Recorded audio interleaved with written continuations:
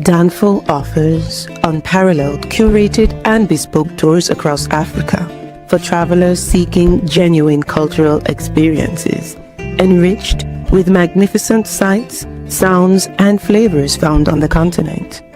Each trip is reliably curated to ensure visitors are gifted with an immersive and authentic adventure. Whether you find yourself strolling along the charming white sand beaches of Sierra Leone, feasting on the mouth-watering delicious foods in Senegal, observing or partaking in various aspects of the Isheshi traditional system Ifa native to Yoruba land, Nigeria, with Danful, you will rediscover a fulfilling sense of kinship to the true heart of the motherland, her communities. Our core values focus on integrity, quality, safety, and sustainability.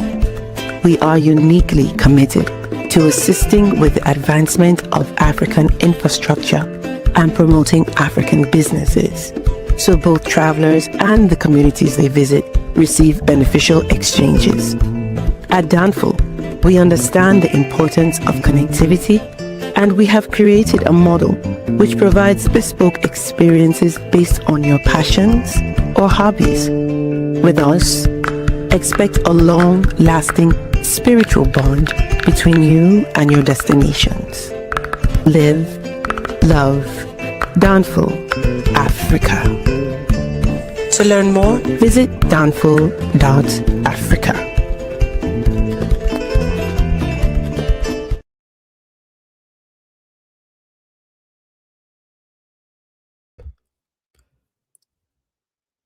Peace, family. We are live again. Dynasty Mirror Search for Huru. Guys, give me 1 second. Excuse me. We are live again. Dynasty Mirror Search for Huru. Thank you all. Thank you so much for joining. Hit that like button and please hit that like button. Also, make sure you share and make sure you subscribe. I will greatly appreciate it. Got a couple of announcements. Announcement number one: buy my documentary. Okay, I need everyone who is watching this to go to documentary.searchforhuru.com. Again, go to documentary.searchforhuru.com. If you have not, pyramids in the Grand Canyon did not build themselves. Hey, we about to start there right now. Hold on, give me 1 second. Give me 1 second. Let me do this real quick.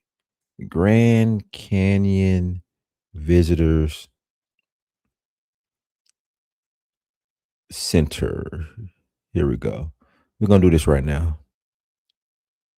Oh, they're closed. Hold on, they're closed. Pyramids in the Grand Canyon did not build themselves. Boy, here we go. Here we go. Hold on.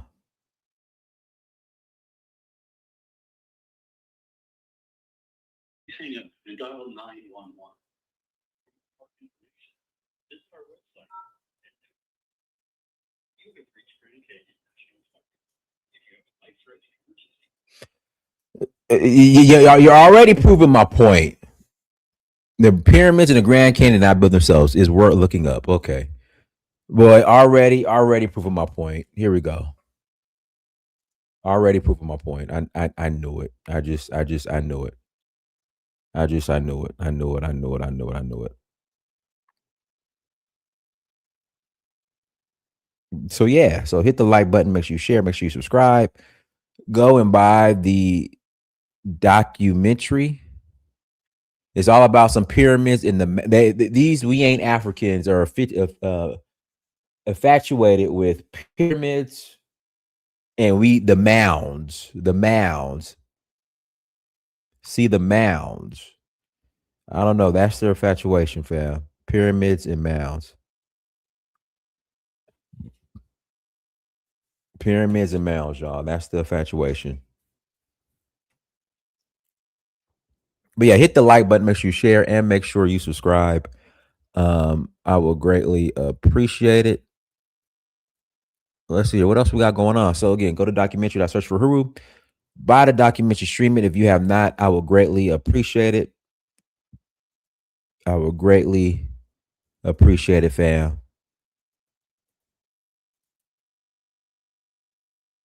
Also, leaving for Nigeria soon. actually leave for Nigeria Saturday. Leaving this Saturday. Looking forward to it. If you last minute, if you want to come, hit me up. Come and join us. Again, if you're a last minute and want to come, hit me up. Come and join us. We'll love to host you in Nigeria because we will have a good time. Visit donfo.africa for that. So go to documentary.searchforru.com, visit donfo.africa. We'll go to Nigeria in August. Zanzibar, well, yeah, we're 2 days away from August. Zanzibar in September, Kenya in September. Then we're also rolling to Ghana and Ivory Coast in November, as well as Sierra Leone in November. So if you're interested in joining us, please visit. That's a good question. King Jams, that's a good question. And that's the question I asked. Where are the FBA anthropologists? They don't exist. Like John Hero Clark said, you got to go pick up a shovel and a spick and go dig. They don't do that. It's all feel good. You know, what's it called? Carbon dated. And, you know, these anthropologists, they have $1 million machines. They come in, carbon date, dig, excavate, all this stuff. We are the original Indians, don't have none of that. It's all grandma. It's all my grandma told me. It's always my grandma told me. For some reason, grandma has become the anthropologist and the archaeologist and the excavator and the digger.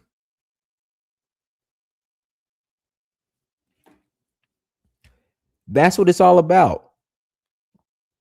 Grandma. Well, my grandma told me. It's all feel good.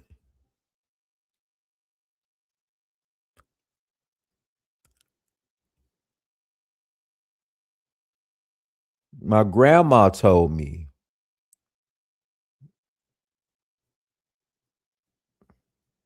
My mama told Mo, it's always grandma.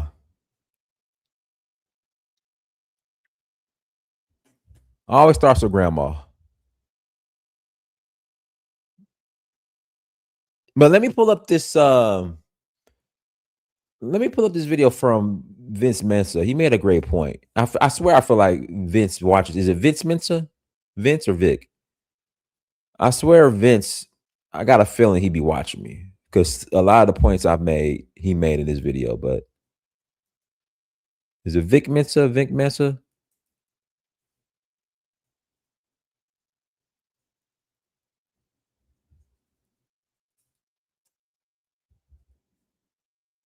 Here we go, Vic Mensa. There we go. He made some great points. Here we go, right here.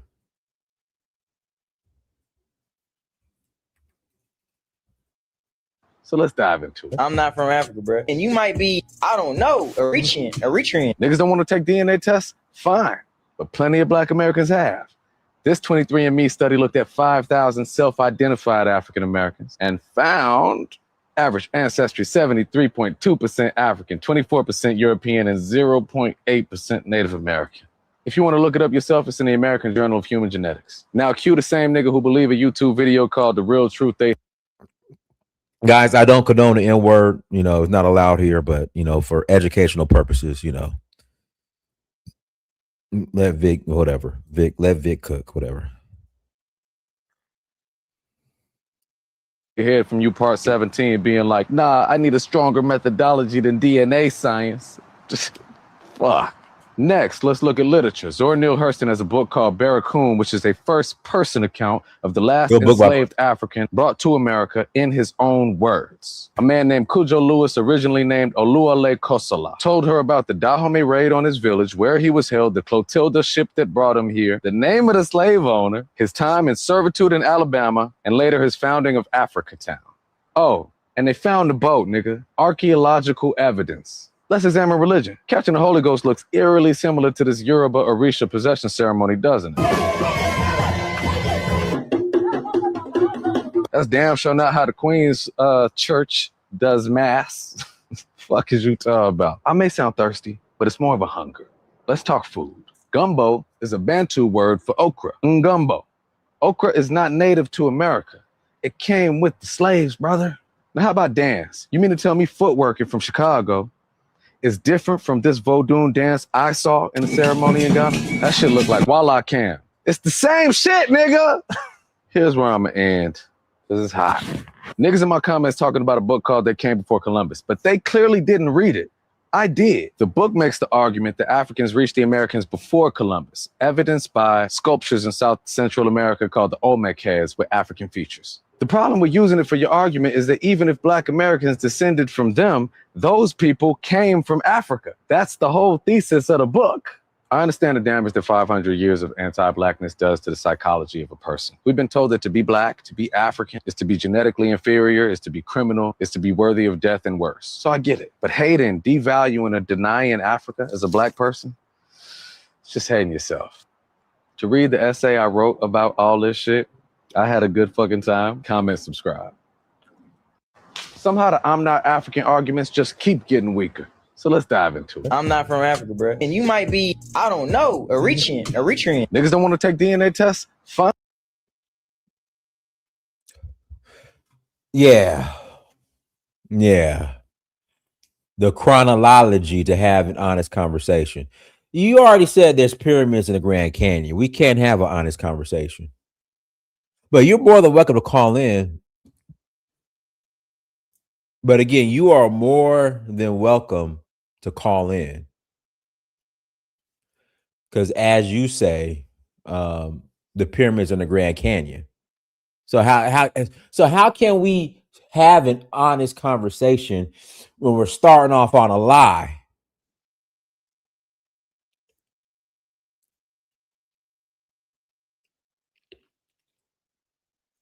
Again, how can we have, as you say, chronological, honest conversation when you're starting off on a lie? Pyramids in the Grand Canyon. Okay.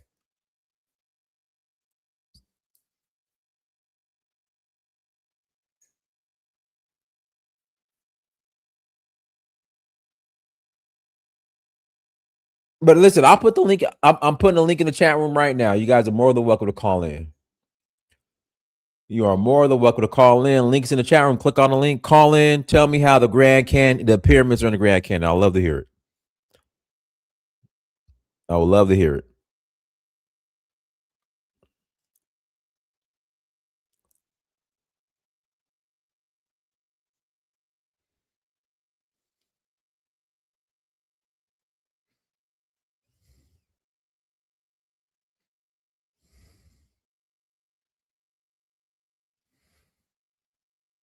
Again, links in the chat room. Call in. Let me know how there's pyramids in the Grand Canyon. That's all this stuff has been debunked. It's all feel good.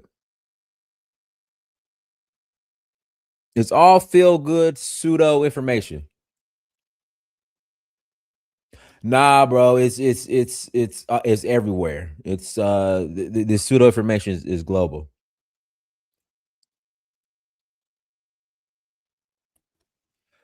Truth, go ahead.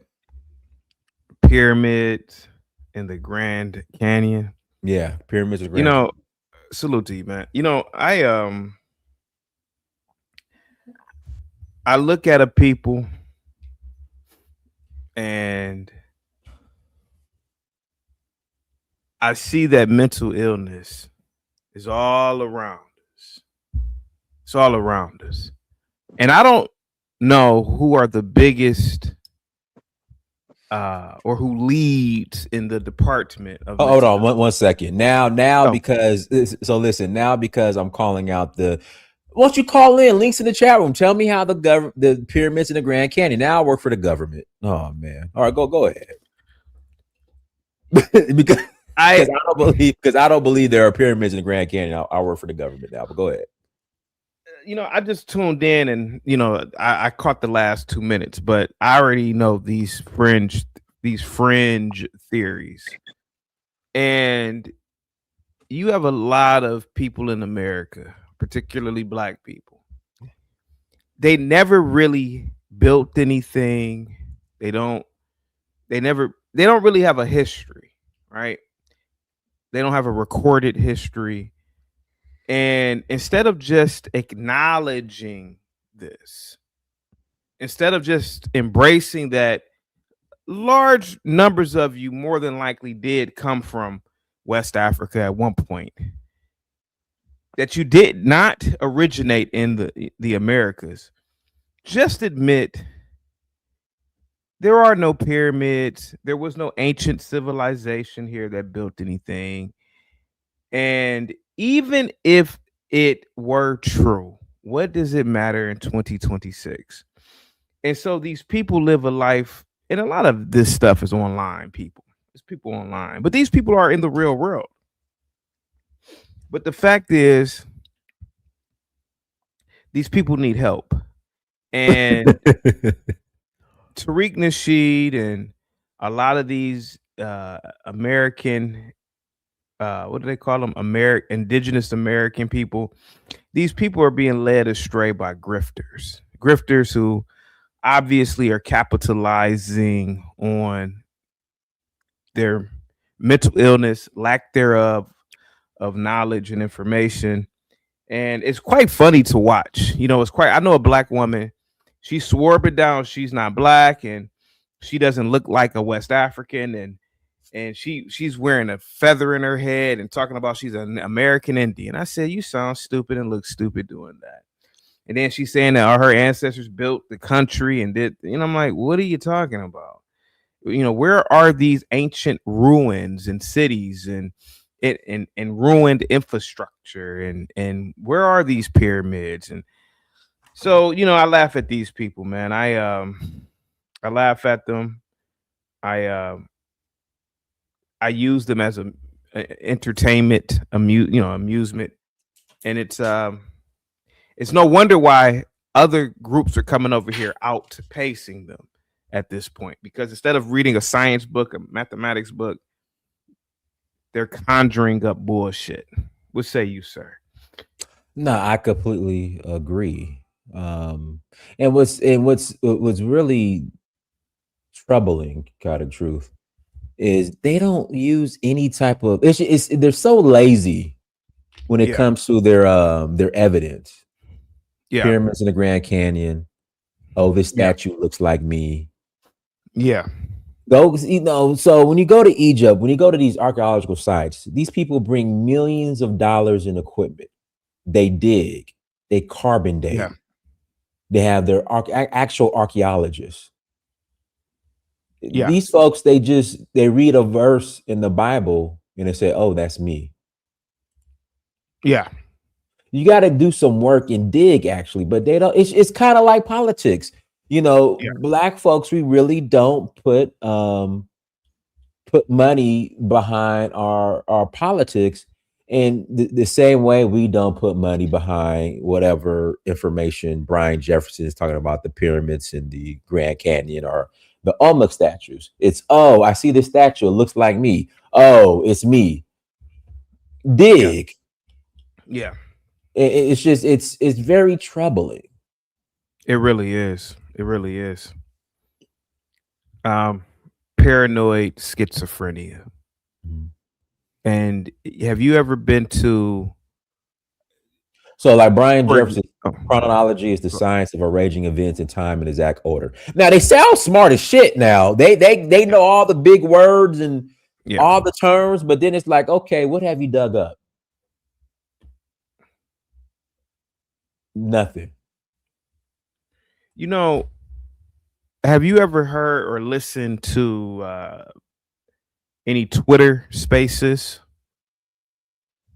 Nah, I hear enough like via YouTube and Yeah, I'm gonna use the FBA movement, like with Tariq. When I tell you, if you ever want to hear a collection of paranoid schizophrenics, you gotta tune into one of Tariq Nasheed's late night tap-ins when they talk about FBA and what FBA supposedly built. you got to listen to a lot of these American Indian blacks when they talk, man. It's a digital insane asylum. It's literally. There was a guy, and I gotta get up out. I don't know how long you were gonna be live, but I'll come back. No, we'll be here a couple hours. We'll be here. Thanks. There's a guy that used to call into my channel, and he used to always talk about how he was an American Indian. And I said, well, what's the names of the cities that your ancestors built? And he said, man, mother effer, we had a city with 1 million mother effing people, mother effer. And I said, I'm not disagreeing with you, but for example, how did you get trades and how did you get goods into your cities? And somebody else talk? Give me 45 seconds. Yeah. And what was the infrastructure like? He said, motherfucking bitch, I don't know, motherfucker. Shit, man, shit. I'm like, dude, if you are making this claim, why is it wrong for me to ask you these things? Because the white man, he'll make a movie about ancient Rome. He'll make a documentary about ancient Rome, and he'll show you how the aqueducts work. He'll show you how they heated certain rooms. He'll show you how systems worked. He'll show you how infrastructure worked going back 2,000-3,000 goddamn years ago. So I'm trying to figure out, why do these people get so mad even when you ask them? Okay, if the pyramids are in the Grand Canyon, do you have any proof, visual proof? Have you been there? What I mean, so I've always found that interesting about this group. MFG, you cut me off, so go ahead, buddy. Well, go ahead, M. Yes, thank you, sir. So what country are you from, sir? The last person speaking. I'm from the United States of America. Where's your family from? Are you an American? Are you African? What are you? My mom is from Alabama. My dad is from Tennessee. So you're a so-called, you would be an FBA if you wanted to. Sure. Okay, so this guy spoke of his own people and the third person saying they don't have a history. We don't. You say we don't have a history. That's what you say. We don't. So you telling me the Civil War is not a part of history? That's a part of American history. So where do we fit in the Civil War? We wasn't part of that. Our ancestors certainly participated. So you telling me your people has no history? Have you ever heard of the Mississippian culture? But I literally. Hold on. Have you ever heard of the Mississippian culture, the mound builders? Oh, here we go. Here come the mounds. Here come. I said it at the beginning. Hey, I said it at the beginning. Listen. Whenever they talk about the pyramids, here come the mounds. Here come the mounds. I had a history of architecture class when I'm in school. We actually went over the Mississippian mound builders as part of the curriculum. Also, we went over Burkina Faso, the Mali Empire. We went over the Roman Empire. They're actually part of history of architecture, the Mississippian mound builders. Who built the mounds? Who built the mounds? The Mississippian people, man. Who are the Mississippian people? The blacks. The blacks when? When did they build them? Between I think 600 BC to the date they give. The date that's given. You're laughing, but I would say this. I mean, it's not a joking matter. I would say this. I knew it was coming. You could look this, so you could fact check this. The mounds. But I'm saying, forget the mounds for a minute. You telling me there's no pyramids in North America? Oh Lord Jesus. Are you asking me or? Yes, there's no pyramids in North America. Sir, I've only traveled to a dozen states in America. It don't matter where you travel to. You telling me there's no pyramids in North America? Sir. What I am telling you is I cannot answer your question to a degree of accuracy. Forget him. He obviously don't have any type of factual because I've never traveled. I have not seen it. Hold on. You have seen it. Where are these pyramids located? Hold on. You obviously don't have any data. So Dinus, you said 1% of your. Hold on. 1% of Dinus DNA came back to Mexico. Is that not true? The Yucatan Peninsula again. That's 1%. Is that not where the biggest pyramid in the world is located? Yes or no? But what does that have to do with black folks? Is that not North America? But what does that have to do with black people?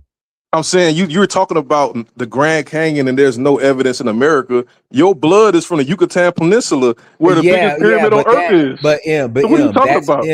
that's Native American. So in fact, let me pull up my DNA test. You are from the Yucatan Peninsula. What you talking about? On my DNA test is very specific. African, white folks, indigenous. It's very specific. So, But you have a percentage of your blood is from where the biggest pyramids on earth is. right. You cannot. Can you acknowledge that for 1 You're not minute? gonna talk over me, But Okay, sorry about that. What does that have to do with my Africanity? That's indigenous people, not. I mean, as far as black, but not black. I mean, That's as far separate. as like whatever we want to call ourselves, as far as a moniker, I don't believe any of those existed before Columbus or European involvement. But those pyramids existed before Columbus came, and that's part of your genetic makeup. You cannot deny that, man. It's part of you. Again, but that's the indigenous side, not the black side. The black I mean, side, if it's black indigenous, the black side comes from they're Yoruba, they're Balanta, they're Mende. I mean, I am. So when I go to on Saturday, I'm headed to Nigeria. I will be in Yoruba land, Ife, Oyo. Those are my people. That's what I'm proud of. That's the African part of me. And then those Africans came here against their own free will, and they played a role in building America. All right. That's separate from this indigenous pyramids that were built. That's completely different. What I'm saying is, I listened to your show, and you said part of your blood is from the Yucatan Peninsula, and that's where the Olmecs were. That's where the big heads are. That's where the pyramids are. The ruins are. That's part of you. The indigenous side, correct? The indigenous side. Who to say that's not black? Like if you look at some of the paintings, the murals, it's not because it's very specific with the DNA test. You ever saw a picture of Montezuma? Oh, I'm not Montezuma. Have you ever looked at his picture? They actually have an actual picture of Montezuma. He has dreads. He's like a regular black dude with dreads. He look like nothing like a Mexican. How do you know he's black? Because I looked at his picture. But as far as like calling a person black, that wasn't a thing. So why do they call them Indians then? Because that's just a name that the Columbus, because they thought they were in India. The people gave them, like when Columbus first hit America, he hit Haiti, what they call Hispaniola, and they saw the indigenous people there. Right. And back then, when you had because they thought they were in India. Because Indians have dark skin. Like if you look at the Harappan culture. Oh Lord, So they know the difference between Africans and Indians. They know the difference. That's why they call them Indian. You got look. African. It was an Indian dude who shaved his hair and got black benefits in school because they couldn't tell his difference when he shaved his hair. So a lot of them can look exactly like black people. From he thought he was in India, bro. That's what it was. A dude from years ago. He was on YouTube saying, I know exactly. Exactly. Well, but these Indians were pretending to be black. That's what I'm saying. They a lot of them can pass as black. Some of them don't even have straight hair. Some of them got kinky hair too. Because it's like billions of Indian people. All of them don't look the same. They all got different bloodlines. Just like in Africa, you have the East Africans that got the Arab blood. You got the North Africans. You got the West Africans. Like every continent, they have different types of people. They all don't look the same. But I wanted to add this to the conversation, though. But I was listening to the guy talking, and he was just speaking about us in the third person. But as far as Africa and our genetic makeup and connection, I think it should be something tangible connected to that.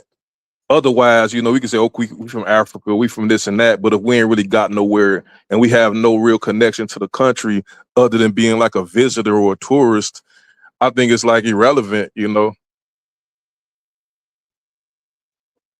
If they're not breaking bread with us like that. But that's just my opinion. You see what I'm saying?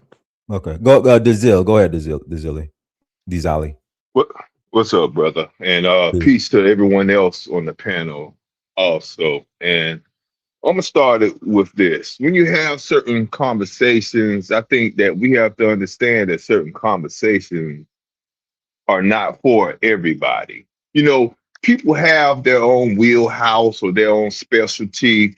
They have things that they're not strong in academically, you know, trade wise, you know, like I don't know much about cars. So I'll go to a professional and someone certified who can get my car right. You know what I'm saying? So I don't understand why some of these people they have no problem going to uh, uh, um, people who are making TikTok in their funky basement trying to tell us what history and science is. And they actually hold these people up as if they know what they are talking about, as if they are giving the world some type of secret hidden information. If you go to any of these Weibo slash pretendians, they're going to source you to some guy or woman on Facebook, on TikTok, saying that they have secret information that has been hidden from us. Nothing academic, nothing peer reviewed, nothing verified. Are these people just happy to be a walking lick? Are just happy to be an all day sucker? Because that's basically what you are. And a all day sucker is a victim waiting to happen. Now, it may not be a victim where, you know, you have something violent happen to you, but you're a victim in that someone can possibly get in your pocket and grab some money from you, or you're a victim. Dazella, your voice went out. Oh, let me take this off.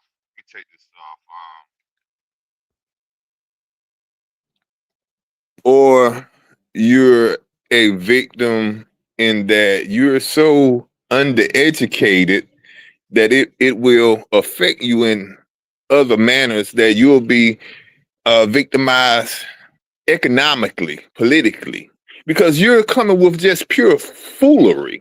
And I mean elementary level foolery. And we have grown people, and some of them old fools who are eating this pretendian and Weibo stuff up. You should be ashamed of yourself. And you're trying to create a paradigm out of you're just trying to create a paradigm to make yourself feel better, I guess.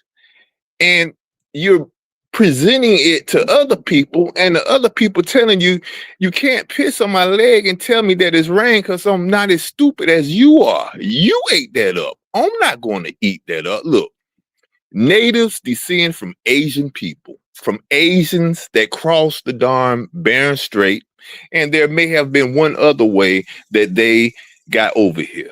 We know this. Our experts, our people who do this. I don't come on your job telling you that you're wrong about your job. That's something that ignorant N-words do. I don't come on your job telling you that you don't know what you're doing. I'm going to tell you what your profession is better than you. But these pseudos, these conspiracy theorists are doing this to people who dedicate years to this.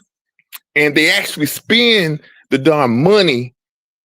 Well, they are sponsored by money to go out there and find this information. That's so disrespectful. There's a book called The Death of Expertise. My God, do my people want to be victims forever by voluntarily being stupid just because you don't know what the actual history and science is? It's the actual history. It's the actual science. Be man or woman enough to deal with it and not run to some created stuff, because we're out here looking bad. I'm on internet groups all day and people are laughing at them, just laughing at them. And they on here making stuff up. We always been here. We descend from darn star people, making us look bad out here. But let me wind it down, man. Let me pass the darn mic. I'll get in where I fit in, Brother Dinas. Thank you. All right, Miss Sisters, go ahead. Dinas, thanks for having me. And I did not get a chance to thank you other day for the topic selection that I had requested, and you had honored my request. And so, Miss Sister, I got a question for you. Have you honored my request about my documentary? I have. Oh, you did? Oh, okay. Y'all, hold on. Let me get, hold on. We got to find, where the sound effects at? There we go. That's what I'm talking about. To be honest, it took me a couple of days because I tried the link one day and it kept buffering on me. And then I forgot about it, and then I tried it again and it went through. So I don't know if it was just my computer at the time or other people are experiencing it, but I just said that just to let you know. Okay, I appreciate it. Thank you for the support. Thank you so much. Go ahead. Yeah, but I haven't watched it yet. Okay, well, all you gotta do is log in. If you got an issue with your login, just reset your password. It might go to your spam, but if you need anything help, if you need any help or anything, I'm customer service. I'm everything. So when we go live again, if you have any issues, just say Dinas, I'm having issues, and we'll troubleshoot. No problem. Yeah.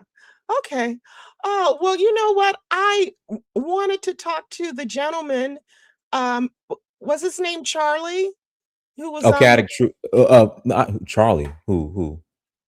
The man who Mr. M was responding to. Oh, Chaotic Truth. He left. Oh, okay. Because he said something that I wanted him to clarify, and maybe Mr. M can he can clarify it, or maybe I misheard, but did he say that Black Americans, that we don't have any documents or records? Was he referring to records in terms of us showing that we have some kind of indigenous heritage here in the United States, or was he referring to us being American citizens? That's what I wanted to. I think more of the like, for example, Miss Sisters, do you think there are pyramids in the Grand Canyon? Well, I talked about this before. No, as I said before, I do identify as FBA, and I do acknowledge African ancestry. So, but I don't believe that I've heard about the pyramids and the secret ancient language that only certain people know, and it can't be taught to other people. It can only be taught under certain terms and conditions. It's not very convincing to me, but that's just me. Everyone is entitled to think what they want. So you're being too nice for an educator, but go ahead. Yeah, so I just want to listen, and then if I would want to comment, I'll come back up. So you can, yeah, so I'm gonna just sign off now. I was asking for clarification. I just wanted to understand him. I guess my concern was based on what he said was, I don't want this conversation to move into one where we are de-Americanizing Blacks. And that's an issue that I had. But yeah, I'm just gonna listen now. Okay. All right, go ahead, Teddy. Yeah, okay. I just want to address something that M said. See, this is what the people from the indigenous community this is how they like to present information. He presented that what he said about the pyramids being in Mexico. as being the biggest, the largest. And see, if people don't do their research, they will find out that that the tallest pyramid is in Africa. And so if Right. you don't know the difference between the biggest and the biggest and the tallest, you'll think that, yeah, it's that pyramid is way bigger than the one in Giza, in Egypt, in Africa. See, this is what they like to do. They piecemeal information and cherry pick information. So that's what I want to say with that. And the thing is, it's not that much bigger than the pyramid in Giza. It's slightly bigger, but it's much taller. So this is what the indigenous community like to do. They like to, if people don't look into information for themselves, they wouldn't know. They just wouldn't know. And they know these people don't know, and they know they're not motivated to do the research for themselves. And my question straight to M is, what is your end game? You're on the stream multiple times. You don't like Africans. You got contempt and disdain for Africans. You got contempt and disdain for Caribbeans, but yet you live in America in the white man's land.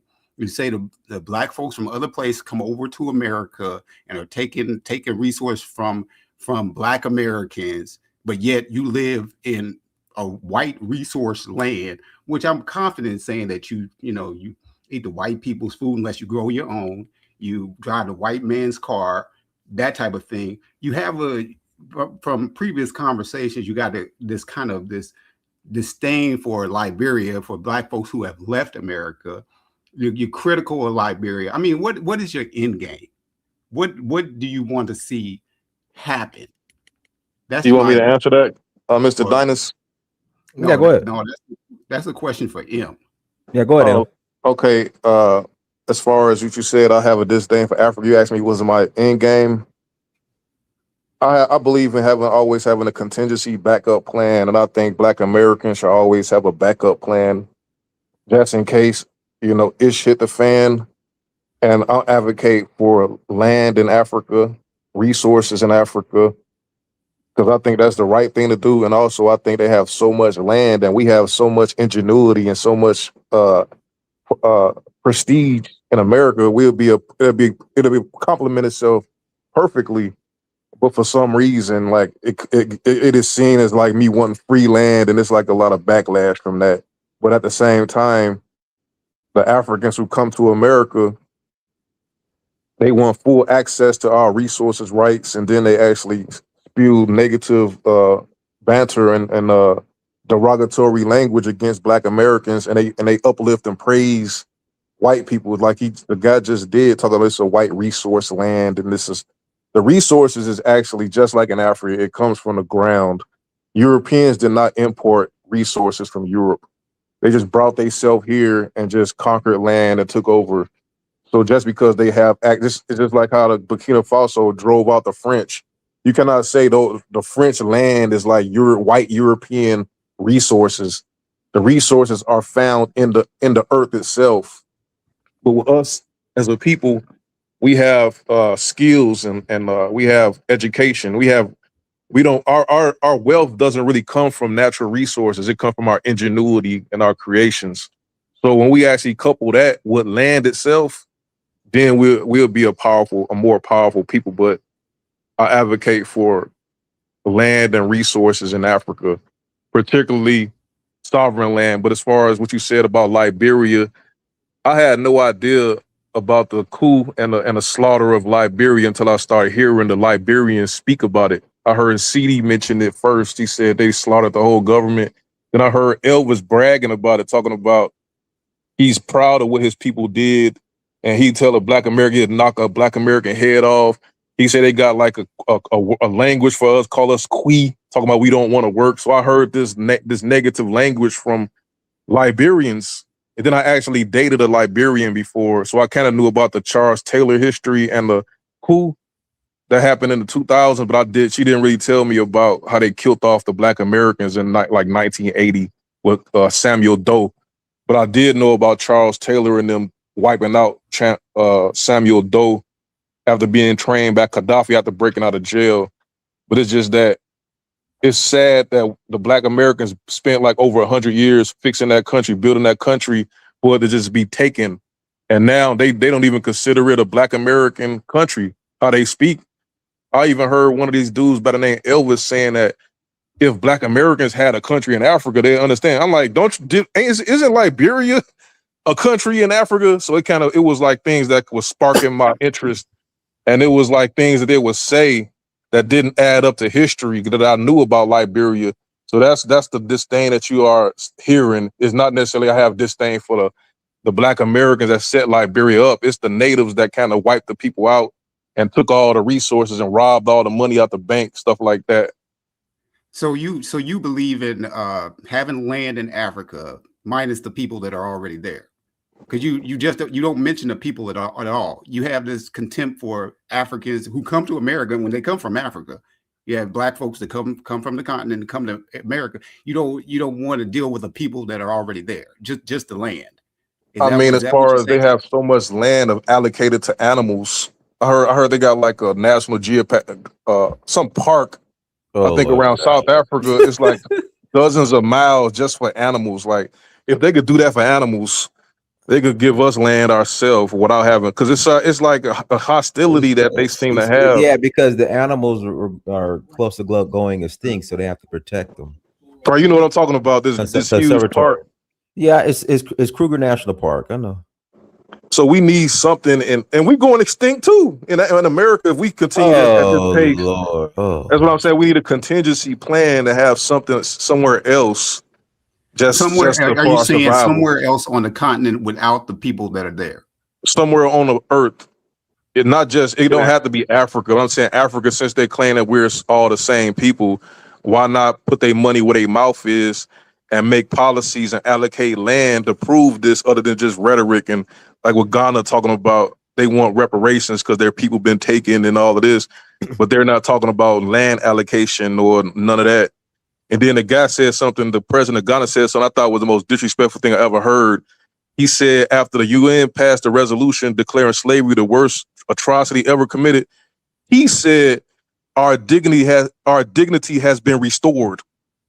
As if the UN or him has the power to restore our dignity. I thought, what was that all about? Go ahead.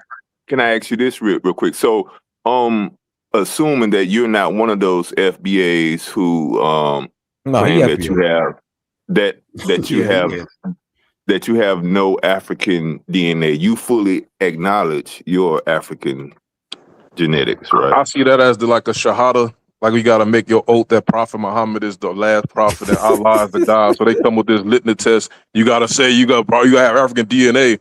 And I heard one lady that got Dinus was interviewed, when the person asked her that, she said, hey, look at me. Obviously, you see how I got the, like, why would you have to ask me that type of stuff? But they want you to say it like a test. It's like that jihadist. Yeah, Mari, do you acknowledge your African roots? You see what I'm saying? I have to acknowledge this. It's like in the Roman Empire, you have to acknowledge Caesar as the emperor and the Roman law. Otherwise, you'll be enslaved or killed. Well, the thing is, real quick, because if you don't acknowledge it, or maybe you do, how can you expect land in Africa or any of those African resources if you, or let's say you're like some of these other FBAs in Holland, I don't have any African anything, I don't have any African anything. How can you dare even expect to want anything in Africa if you have no ties there? That's where I came up with that at, so I'm just assuming that you fully, accept and acknowledge that your genetics come from Africa. The majority of your genetics come from Africa. I mean, as far as like you telling me that Africans is not giving us land because we don't acknowledge we African, but a lot of Europeans got a lot of land in Africa, a lot of Arabs and a lot of East Indians and a lot of Chinese, and they not acknowledging no African history or genetics. They weren't given that land. They bought that land. They purchased. They weren't given anything. They bought. If I understand, the Chinese bought the land. The Lebanese bought the land. The white folks bought the land. Telling me doing colonialism, they brought the land. You telling me King Leopold brought the land from Africa when they decided to take everything? I'm talking about Colombo. It's the host talking. Do you plan on going to Congo and cutting off arms, No, what I'm gonna do that for? But Okay, they got. so why bring up King Leopold?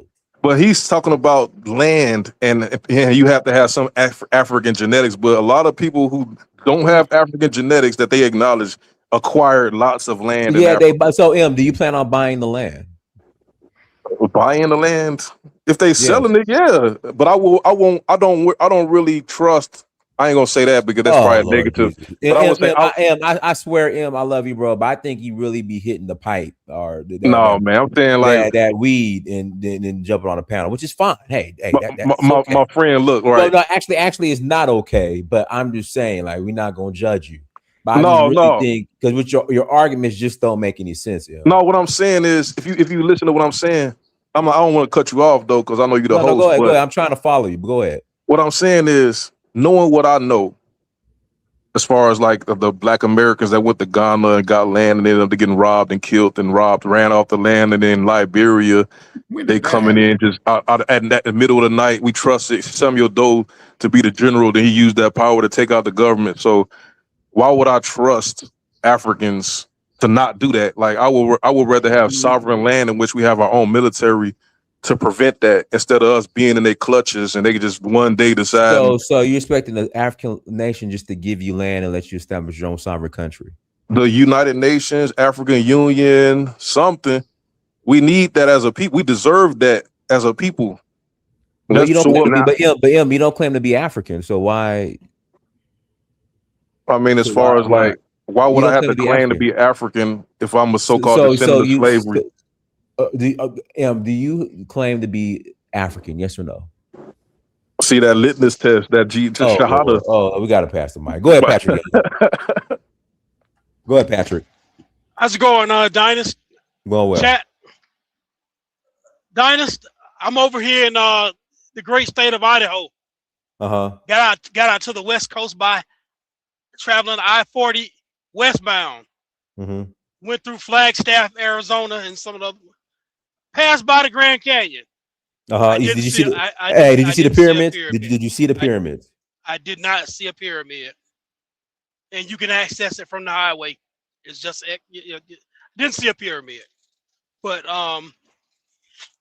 you know me, man. I just want to get on here again, and I just want to say, as a descendant of the Gullah Geechee, that I'm. Hey, Patrick, if you descended the Gullah Geechee, you got to come to Sierra Leone with me in November.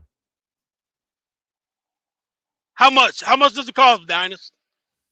I got something going on right now, but I'm trying to build me a house. But okay, well, build. Okay, let me build you.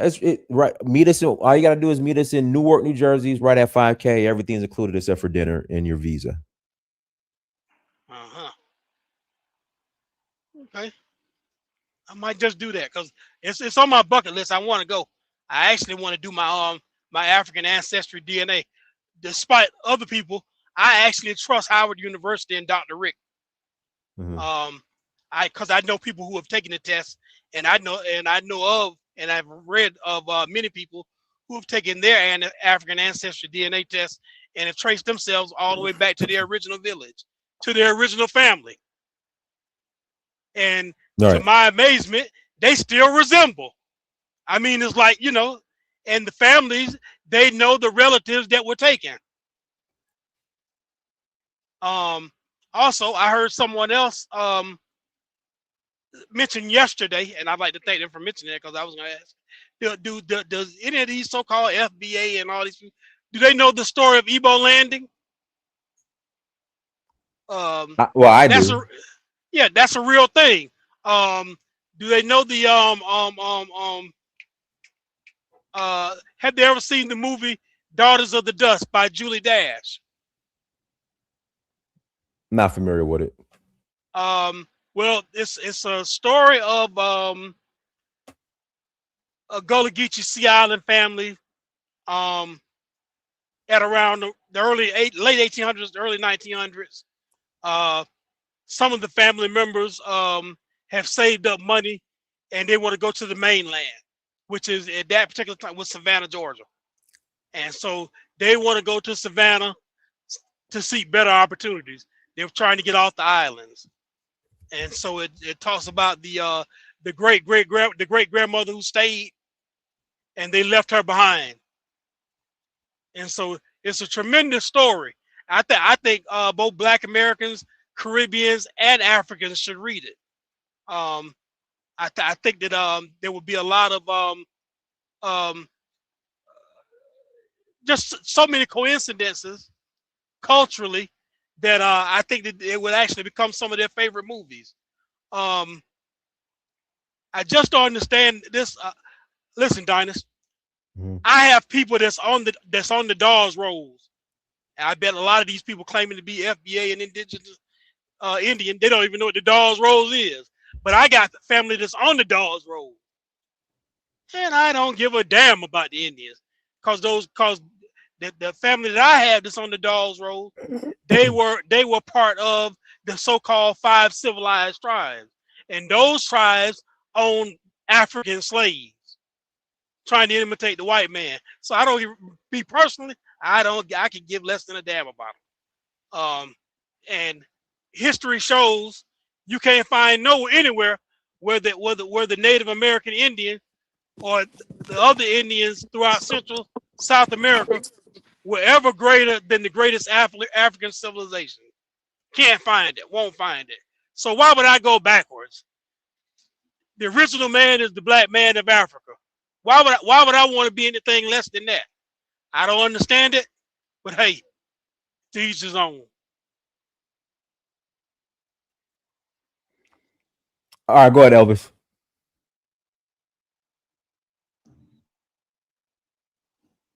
All right, thank you, Dinus.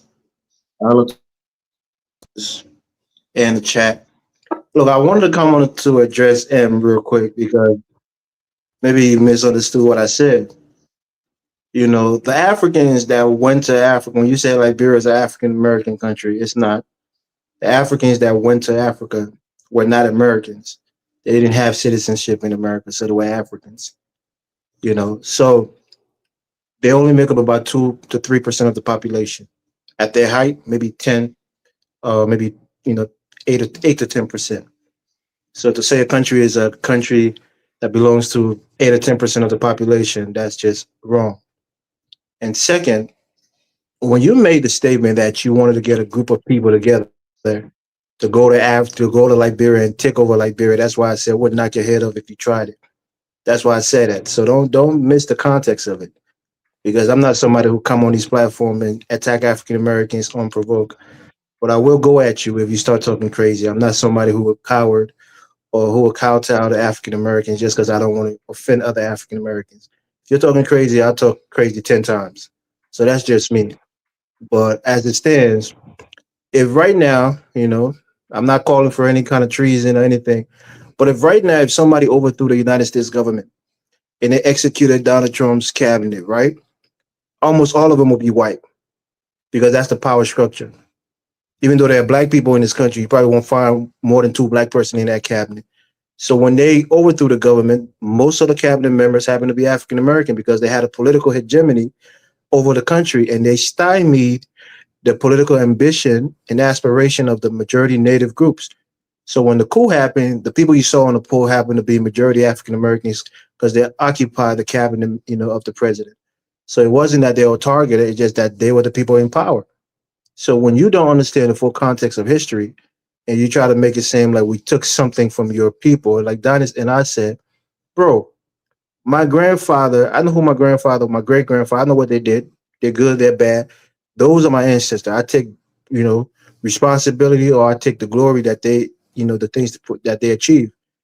If you can point to me any of your ancestors from Mississippi or Arkansas that went to Liberia and left a legacy that your children and yourself can be proud of, hey, I tip my hat off to you. But when you brag about building, you don't know what it means to build a country. Those people were heroes. They did a lot of great things. Those are great African men who built a nation, and we give them props. The hiccup was that they try to stifle and stymie, the majority of the population from having political access, and that was a problem. That's where the hiccup is in that whole thing. It's not that they started a country. It's not that they, started to build an economy. None of those was the issue. The issue was that they try to exclude other people who are 90+% of the population from having political agency in their own land. So that's the issue, and I would never apologize for that. I think if you're 5%, 10% of the population, and you rule for 133 years, and you're coming into the 1970s where things are becoming more modernized, and people are becoming more educated and self-aware and conscious, and you think you can still have a grip on them rather than giving them political assets, but keeping control of your economic, power, you're silly. You're just not thinking forward. Say, you look what we're 10%. We have the economic structure of this country. Let them have the politics, like what the white people did in South Africa. You will survive. You'll be fine. You'll be the hand behind the power. I understand, Elvis, but I always counter with what happened when Samuel Doe took over. Well, when Samuel Doe took over for 9 years, from 1980 to 1989, he was a military guy who there was so-called counter coups trying to get him out of power because some of the people there aligned with Gaddafi and he was aligning with Reagan. You had the same Cold War going on, the communists or the Marxists against the capitalists. So he killed two of his own tribal men. Many people don't even understand this. There was a vice head of state called Thomas Wayson. Let's get back on topic. Yeah, let's not go there. But I'm just trying to tell you that it wasn't purely tribal. He killed his own tribal men, people from his own ethnic group. So when you make that, he was massacring people in churches. Yeah, he was a murderous tyrant. Let's get back on topic. Hello's next. Go ahead. Right. So lastly, just to get to the topic here, with people saying that they're not African. Look, what does it mean to be African? Like somebody made the point about the black people in India. I think it was M. What does it mean to be African? It means that you come from the continent of African. Why don't we call the Caribbeans, Africans, and we call them Caribbean? Because it's the geography. They come from the Caribbeans. They come from that area. So African is about culture. It's about a geographical location. So when African Americans say they're not African, fine. They're not African because they're not from Africa. But they're black like myself. We're of the same race. We may not be of the same ethnicity or coming from the same location at present. So that's just my take on the dynasty. I'll pass the mic. All right, go ahead. Hello. Hi, hello, Dynast. Yes. I was listening, and I came in for M, but unfortunately he left. Not to have it got him, but just to say my peace of mind. Um, if anyone don't want to claim African, it's fine by me. I am an African, and I live in the UK. Um, I just want to reiterate that there is no single piece of land in Africa that is up for giving away to anyone, even to myself. If I want a land, I would have to fend for it, I would have to buy for it. Maybe M doesn't understand how lands work in Africa. Lands are generationally owned. It's a property that belongs to human beings, individuals, and they pass it on from generation to generation. They don't sell their lands. So even if you want lands, where will the government get the lands? They would have to butcher those people and take their lands to give to you. It's not about the sizes of the lands. These are indigenous people in that land for thousands of years. I am in the UK. I haven't come here asking for anything given to me. Everything I own here, I fought for, I worked for, I obeyed the laws. And I'm not asking for anything outside the laws here. So you do not have the right, to ask that Africa give you any land or resources. You don't deserve it, So do not ask. If you want anything anywhere, do the right thing. People come to Africa, maybe follow Dynast, gather some money, save up some money, save yourself some, dignity and respect. Follow him, get to know Africa if you want anything, any land in Africa, and find out how people acquire land in Africa. Don't come on the internet, asking land. I don't even trust someone like you because you are like you want to bulldozer your way, like it's your right. You want to have it by force. Imagine coming to Africa, you would want to wipe us out because of our sins. the sins of our forefathers. You are so angry and you sound like a bitter man. When you come on, you speak so vile about Africans. So now, say your country in America is looking for someone to use to wipe Africans. You will be one of them. That is why Africa will not trust someone like you, M. They will not trust you. You have shown your true color. You're supposed to be our brother, but you have what's that? You look at yourself in the mirror and you say to yourself, you deny who you are. It's not a problem for me. I don't really mind for you to be whoever you want to be. I respect that. But do not cross the line to demand that Africa should give you something when you don't merit it. Anything anyone has in Africa, they merit it.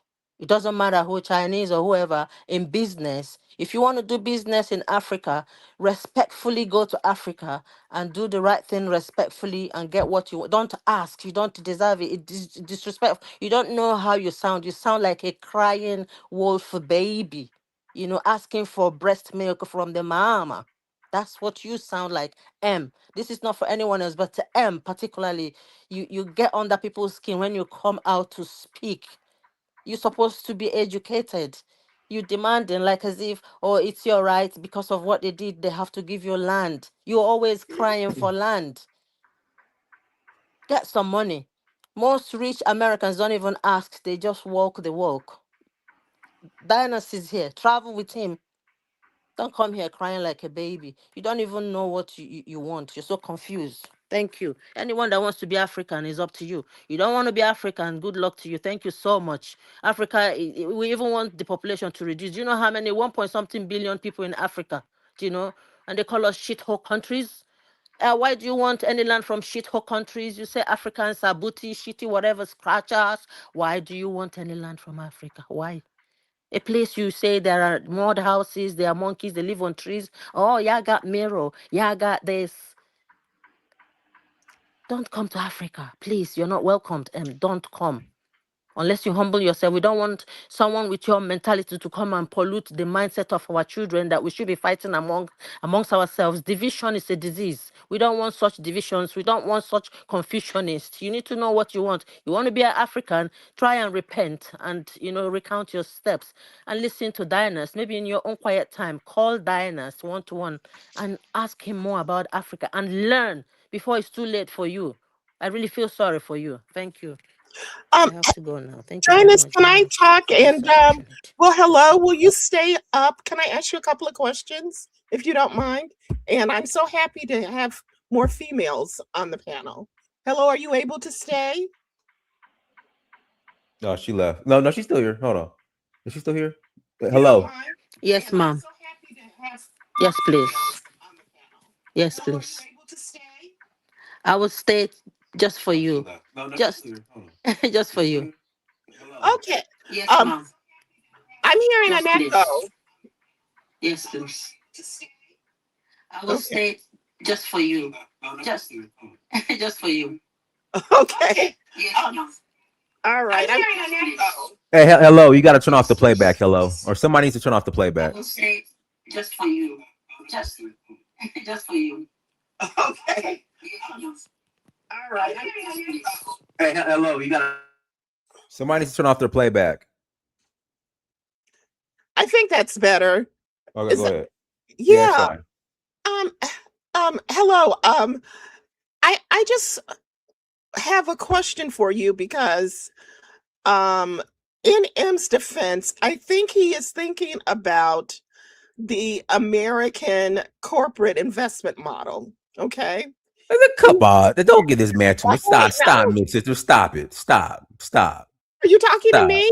You want me to Yes, stop? the corporate. Everybody thinking about no corporate investment model. Stop it. Wait a minute now. Come on. Can I finish? Go ahead. Well, come on. Corporate investment model. Wait a minute. In his defense, and let's have a conversation, okay? And you can debunk it. But let's have a thought experiment. Can we do that, Dynast? Go ahead. Okay. Now, in the United States, many cities will land lease property to companies and corporations for them to develop that piece of property in exchange for them coming into the neighborhood and bringing jobs. Now, M didn't say that, just to be clear. Well, Miss Sister, if I can interject real quick, M is very clear that he wants his own sovereign land. So that Yeah, he corporate did. model, Okay. yeah. Yeah, I'm just being clear. M did not say that. He wanted his own sovereign land. But I just want to ask hello. If there was a situation where a multinational corporation or a group of private FBA investors came to an African country and said, we would like to enter into a land lease agreement and build the land, offer jobs, and help develop this area, would that be okay? Absolutely, ma'am. It will be okay because if you go to Ghana, there are a lot of Black Americans already there doing amazing stuff. We have a lot of foreigners in Africa and they are gaining from it. It's like vice versa. You have to gain, isn't it? You're not just helping Africans, you're helping yourself as well because you're making money. It's a business. So anyone that wants to do that in Africa, yes, there are people investing. If you have money and you speak to the government, absolutely you can do business, but you have to do it the right way. You need to speak to diners because there are a lot of foreigners, Black Americans, that are doing amazing stuff as business in Africa, and that's what I want. Not the noise about delineation that FBA. If they want, anyone wants to be FBA, fine. But people have to progress in life and make their lives better. Bickering on the internet is so childish. Speak to Dynast, Ma. I know you're a very matured person. I always like to respect you because in Africa we are brought up to respect matured people. I will never be rude to you, but M does, gets on my skin the way he speaks sometimes. He's supposed to be a matured man. He needs to learn. Maybe he has things to learn anyways. Yes, please, ma'am, that is possible. That is absolutely possible. But for someone to keep asking like he deserves it because of what happened with the slavery and all that, so we owe him. Like he even talked about going to take over something. The mindset, the audacity, the effrontery. No one asked. You can't demand. Where I am here, I work hard. I don't demand. I just do my job. I fit in and do what I got to do lawfully. That's it. You don't come to someone's land, come all the way from America and then bamboozle your way to Africa and demanding, saying this on the social media, the governments, you don't know who is listening to him. He thinks he's faceless. We are not faceless. People can be traced. That's why it's good for people to be mindful of what they say online. We have to be educative because once we go, whatever we say on the internet will remain there. Our young people will listen to them. Let us teach them something that is useful. Even if there's going to be FBA, I would respect that. If that's what Black Americans want, because they deserve the best where they live. That is their land. They built where they are now. No one is disputing that. I, as an African, I would want people that look like myself to have the best of life wherever they are. I wish them the best. I wish them the best. I mean that from the bottom of my heart. But when someone keeps bickering as if I am their problem, someone like myself, like I always say, I've never ever met a Black American in my entire life. I've never seen one to one except on TV. But I've seen Europeans, you know, maybe because maybe lately the Black Americans are coming over. Before they didn't used to because of all these propagandas and stuff like that. But it's good for at least once in a lifetime a Black American to touch African soil and then learn by yourselves and have your own experiences, not whatever that is flying about on the internet, because there are a lot of information, misinformation until you get to the root. It's like someone telling you don't go to that tree, but they have never been to that tree. They don't know what that tree looks like. It's a mango tree. When you get there at the bottom of the tree, then you pick the mango, then you can tell others what you have seen. Otherwise, You don't have that right to describe that, Mango. Thank you. Hello, thank you for coming back up and sharing that information with me. Thank you, Ma. All right, guys, hit the like button. Also, make sure you go to documentary.searchforwho.com, documentary.searchforwho.com, and stream the documentary. Again, go to documentary. There we go. Documentary.searchforwho.com and stream the documentary. Let's read the super chats. Oswald Bates, thank you for the €6. Villamar Bercero Enrique, DNA studies on the origin of the Olmecs, Mexican archaeology, number 150, pages 40 through 41. Mysterious music, 2 jewels for 100. Erude Boy, 2 jewels for 100. Mysterious music, 100 jewels Sunday. Humble President's 20 jewels party hat. I still don't know what these jewels are for, but hey, we gonna count it all joy. I appreciate it. Guys, links in the chat room. If you want to call in and add to the documentary, you're more than welcome to call in and add to the documentary. Well, buy the documentary, but if you want to add to the chat, if you want to join the panel, click on the link, call in. Link is in the chat room. Again, if you want to add to the conversation, that's what I meant to say. Click on the link and you're more than welcome to call in. I leave for Nigeria on Saturday, so I'm looking forward to it. So I'll be back with you guys on Sunday. Well, we'll go live tomorrow. Then Saturday morning, I got an early morning flight to catch. Then Sunday, we'll go live from Niger. You guys, we'll go live from Niger. So yeah, so that's what we're doing. Go ahead, hit the like button, all that good stuff. I don't know why I pulled that up. The links in the chat room. If you're going to call in, you're more than welcome to add to the conversation. Dizali, go ahead if you want to add something.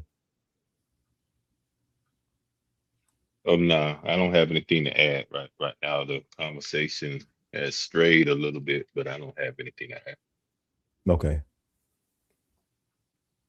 Okay, Sisters, what do you add? Huh? Yeah, I got to bounce. Okay, all right. Miss Sisters, how do you feel about this new urge to be Native American as far as Black folks? What are your thoughts about that, Miss Sisters, if you don't mind? I don't know. I'm not quite sure what to think about it. Because people can, people can think, they can believe what they want, even if I disagree with them. However, there are Black Americans who do have some kind of Native American ancestry in their family tree. Now, I'm oversharing here a little bit. On my grandfather's side of the family, my great grandmother, there is a family lore that she was Cherokee. Keyword lore. And I'm about to explain that. And that's why I use the word lore. And a family member contacted the Cherokee headquarters to try and confirm it. And this was years ago. And they wrote her back and said that that no records were available. And so we weren't sure what that meant. Was there no records in existence, or they were not making the records that they had available? So our family, we have we do not celebrate any Cherokee traditions. We just, that was just information that had been passed down over the years through my family. It could not be confirmed, but there are many there are many Black Americans who also were told that by family members. So I don't know what to tell you. I right now I have no direct evidence, so I just say no, but I just share what happened in our family. That's all I can tell you, Dynast.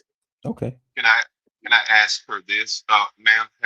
And Dizella, your like your volume, like you went out again, like you. I don't know if you're on Bluetooth or. I'm listening. I'm here. No, that's not it. There you go. You sound better now. Go ahead. You know? Yeah, go ahead. No. Oh, shoot. We hear you. Go ahead. We hear you. Here I am. Check. Go ahead. We hear you. Oh, all right. All right. Yeah, I wanted to ask her this. Is she aware of, and I don't know how much you are on social media or not, but are you aware, ma'am? I can't see her name, but I wanted to ask her, is she aware? Oh, thank you. Are you aware of the movement, the cult-like movement that is going on now, and it's growing bigger and larger and larger and larger, of Black Americans who are denouncing any connection to Africa in favor of saying that they are Indians? Have you seen that?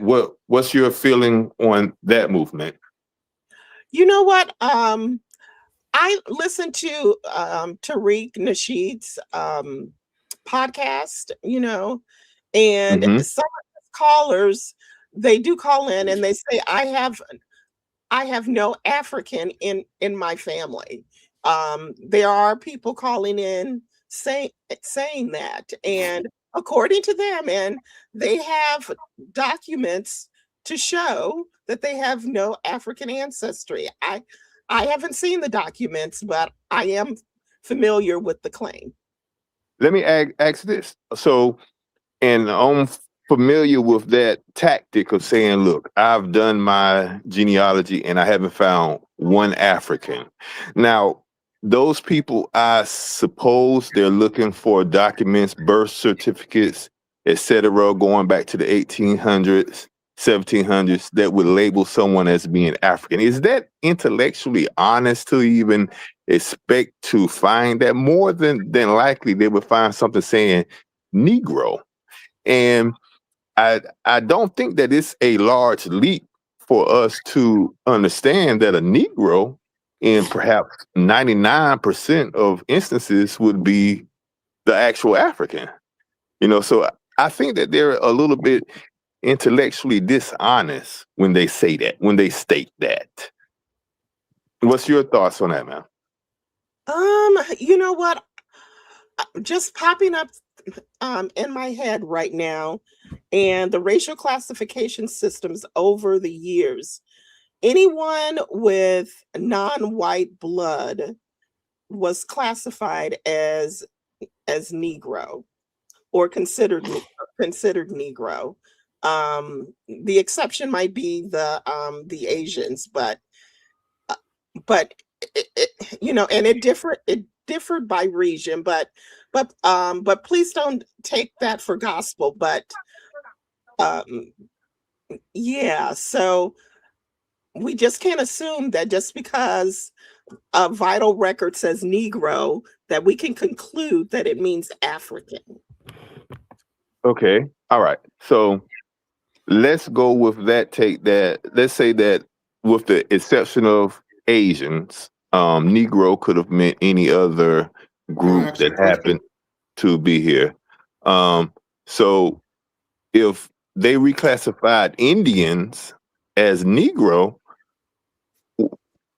it's like we would not have any more Indians, if you get what I'm saying. If they reclassified Indians as Negro, that would basically be the end of Indians, right? I mean, we wouldn't have any. And usually when they did that, it was due to admixture, if we're going to be accurate with it. They were not reclassifying, pure-blooded Indians as Negro. So I don't have any problem with them classifying a Negro and Indian mix as, Negro. But we have to be clear that they were not doing that to the pure-blooded Indians. And that's what a lot of the people who say they have no African admixture, that's what they're trying to allude to. You know, they have no African admixture. They're pure-blooded Indians. That's what they're trying to say. Yeah, and that's not accurate. Mm-hmm. Yeah, I've heard callers on Tariq's show say that they have no African ancestry. I'm trying to recall if any of them said that they were full-blooded Indian. Well, how come you never see them on the res with their people? If you're an Indian, how come you never see you guys on the res with your people? What do you mean the rest of your people? The reservations, like the reservations, like them getting their status, you know, like all these black so-called, ain't African, I'm Indian. Like there's treaties with Native Americans where, I mean, if you could truly document that you're Native American, you just, I mean, there you go. Yeah. As I said, I'm not an expert in this area, so. Hello to everyone, by the way. Yeah, I would ask a question if I could. Well, no, well, actually, it's Charlie's turn. Go ahead, Charlie. All right. No, I'm just listening. I just don't like Tariq's talk. I don't like him denigrating Africans. I don't like him mocking people in Africa who don't have enough to eat. I don't like him talking about Sally Struthers. I don't like him talking about third world and shitholes. I just don't like that. I don't like FBAs. I have no problem with Black Americans. I don't like FBAs. That's it. That's all I want to. That's what I think. Simple as that. I'm Black British, by the way. Well, I'm a Black person living in Britain, but I'm of Nigerian origin. So that's it. But I'm just listening. So carry on. Hello? All right, go ahead, Em. All right, thank you, sir. My question is, can anybody explain how Black Wall Street ended up in Tulsa, Oklahoma? Go ahead, Em. Tell us why. Oh, you want me to tell you? Yeah, tell me. You had something, and somebody probably could fact check. You had two main migrations that happened around the War 1812, and when Andrew Jackson signed the Indian Removal Act. You had the Trail of Tears that happened in the South. In the North, it was called the Trail of Death. It happened in Wisconsin, Illinois, Indiana, Montana, the upper region of the Midwest, pretty much. And in the Trail of Death, they told the people they had to walk to Kansas. They evicted everybody off their land and walked west of the Mississippi River. And west of the Mississippi River is Oklahoma. In the South, they did the same thing. They had to walk west of the Mississippi River, which was Oklahoma. But it was three caveats. They could have chose to be citizens up north. You had the free blacks up north. They could have assimilated, or they could have been removed from the land, or they could have been slaves. That was what the Congress put in there. I think Andrew Jackson put that in there because I don't think he wanted them to lose their land, but Congress wanted them to lose everything because they had a doctrine called the Manifest Destiny, which they wanted to conquer the entire United States west of the 13 colonies. So many of the people ended up in Oklahoma. It's just a coincidence. A lot of black people ended up there and started this prosperous town around the same time, but nobody wants to explain how they got there in the middle of Oklahoma. You built this railroads and all of these buildings and all of these city blocks that was eventually destroyed, wiped out. It's like trying to burn the evidence. But that's all I want to say. Like, can anybody explain, other than what I just said, how did the black people get Tulsa, Oklahoma? I thought we all knew how they got there. This may not be all of them, but many of them chose to walk with their Indian masters or with their Indian wives, Indian husbands. They were intermixed with the Indians. You know, in Chicago, in Illinois, there was no slavery, right? So how did they have Indian masters? when they walk from Chicago to Oklahoma? I'm not referring to what you just said, the trail of death. I would have to research that. So maybe those black people chose to move down there and they just like those Indian women, you know, but those are black people mixed with Indians. If I can interject, there was Yes. slavery in Illinois, the greater Illinois area in Chicago before it was banned. I mean, come on, Em. It wasn't supposed to be. It was touched. That's what the whole premise of Dred Scott case was. The law was if a slave touched free land, they were supposed to be set free. Are you familiar with the Louisiana Purchase?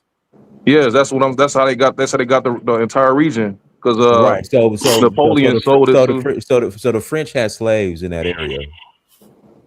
Napoleon sold the land to Thomas Jefferson, but when America got the land, it was considered a free state, and then slavery was abolished in those particular states. You saying that it was grandfathered in? That's what you're saying? No. What I'm saying is you said there was no slavery. There was slavery. I'm talking about in Illinois during the time of America when they had the Trail of Death. That was after the purchase. Okay. All right, go ahead. But to clarify, so we do understand how black people got there, right? We're clear on that now, right? There were black people who went as slaves, black people who were married to Indians, and let's say that there were people from other areas who just flocked there, like, hey, there might be opportunity there. And they just intermingled with the Indians that were sent there.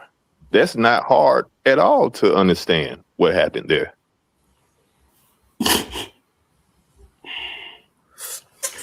Can I ask you a question? Who? Ask who? The person who just spoke. Can I ask him a question? Yes, sir. I'm not sure whether this has been brought up, but what do you think of the new Black Panther film, Black Panther 3, being played by a British Nigerian? What do you think of that? He's Sierra Leone. He's Sierra Leone. Sierra Leone, sorry. What do you think of that? The new Black Panther film 3 being played by a British actor of African. Me personally? Yeah, I'm just asking your opinion. Yeah, me personally, I don't care. Long as the movie's good. I'm not homophobic. I'm not tribal. I don't care what black man get it. Okay. Me personally. Okay. All right. Just asking. Okay. Sorry. Good.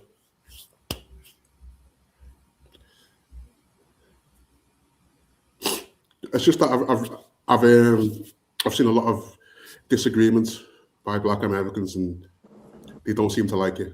So I was just interested. Yeah, same here. And I've been talking to some black people online who have a problem with it, and I'm like, look, it's just another black man. He happens to be over in Europe. You know, he's of British stock, but he's like our people. And the other contention they had was that I guess he's supposed to be LGBTQ.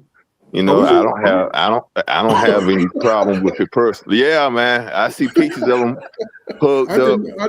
I didn't know that. I see pictures of him hugged up with his white husband, So okay. Long as he can act, long as he can fight, long as he make the movie decent, I'll forget about that. Hey, if I could add something, if you want, if I could. Go on.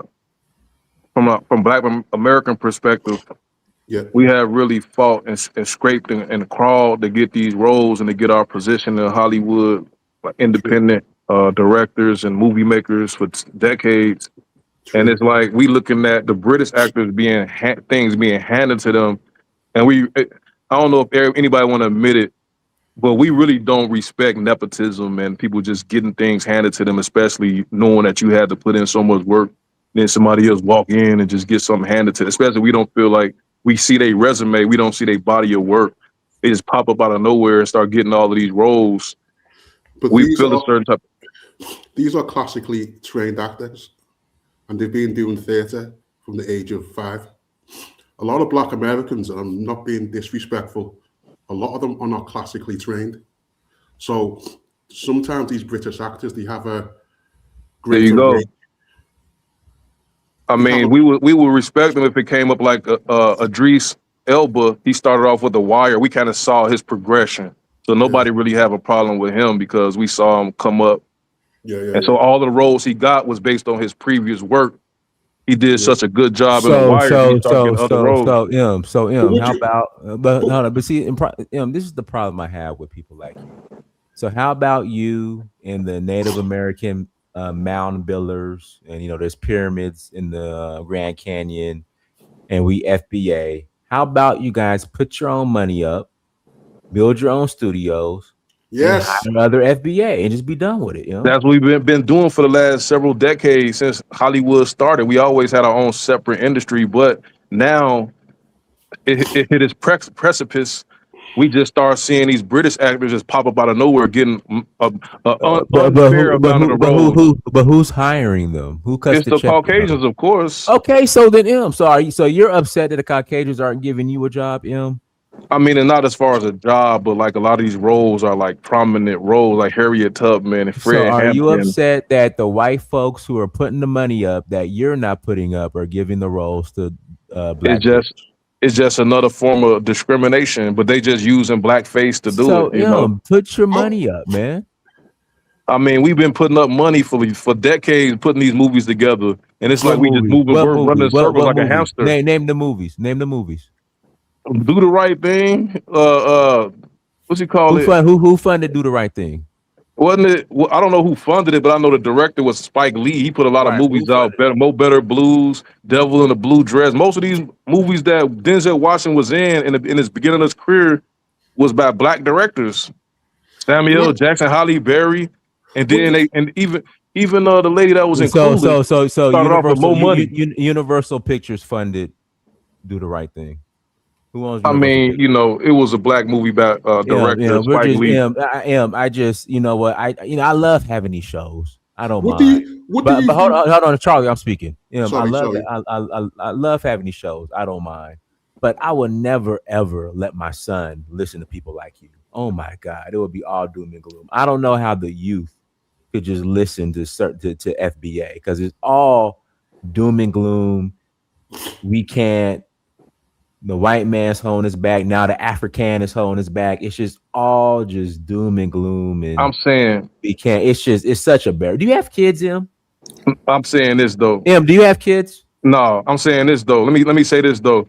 When Patty McDaniel won an Oscar, I think for Going with the Wind, do you know she couldn't sit in the audience? She had to sit in the back to accept. She couldn't even accept the Oscar because they had segregation.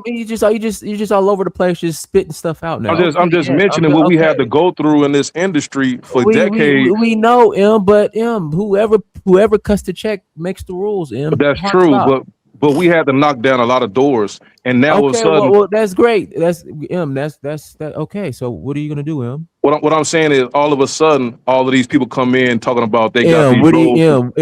What are you going to do? What I'm going to do about it? You say? Right. First of all, I gotta make my message clear. But if you're not putting up any dough, what are you going to do? What I'm trying to say is this, right? You acknowledge, like, even in the Dogon tradition, the Yoruba tradition, they have a history of honoring their ancestors and their history, right? It's in our culture. So when these people come here and get these roles, they don't even acknowledge the struggles that had to get that led to that.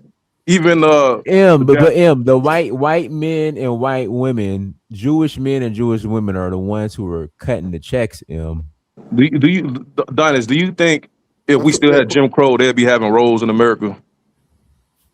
Probably they wouldn't not, be in America. They wouldn't even come here. But you need to take that up with MLK Jr. I mean, it was more than just him. It was millions of people marching to end that segregation. I understand. But if it wasn't for that, but whatever deal they made under the table to be considered a minority instead of doing, Clyde Anderson talks about this. Whatever deal they had where they decided to group us all as minorities in the name of civil rights instead of doing specifically with doing something specifically for black people, that's in the past, bro. What I'm saying is, if it wasn't for that, we would still have segregated lunch counters. All these Africans wouldn't be downtown. I understand that. I understand that. But they are beneficiaries of that. I understand that. But again, with MLK Jr., and my sister, she could correct me, sat down, I think, with Lyndon B. Johnson. All right. This is what they negotiated. Hard stop.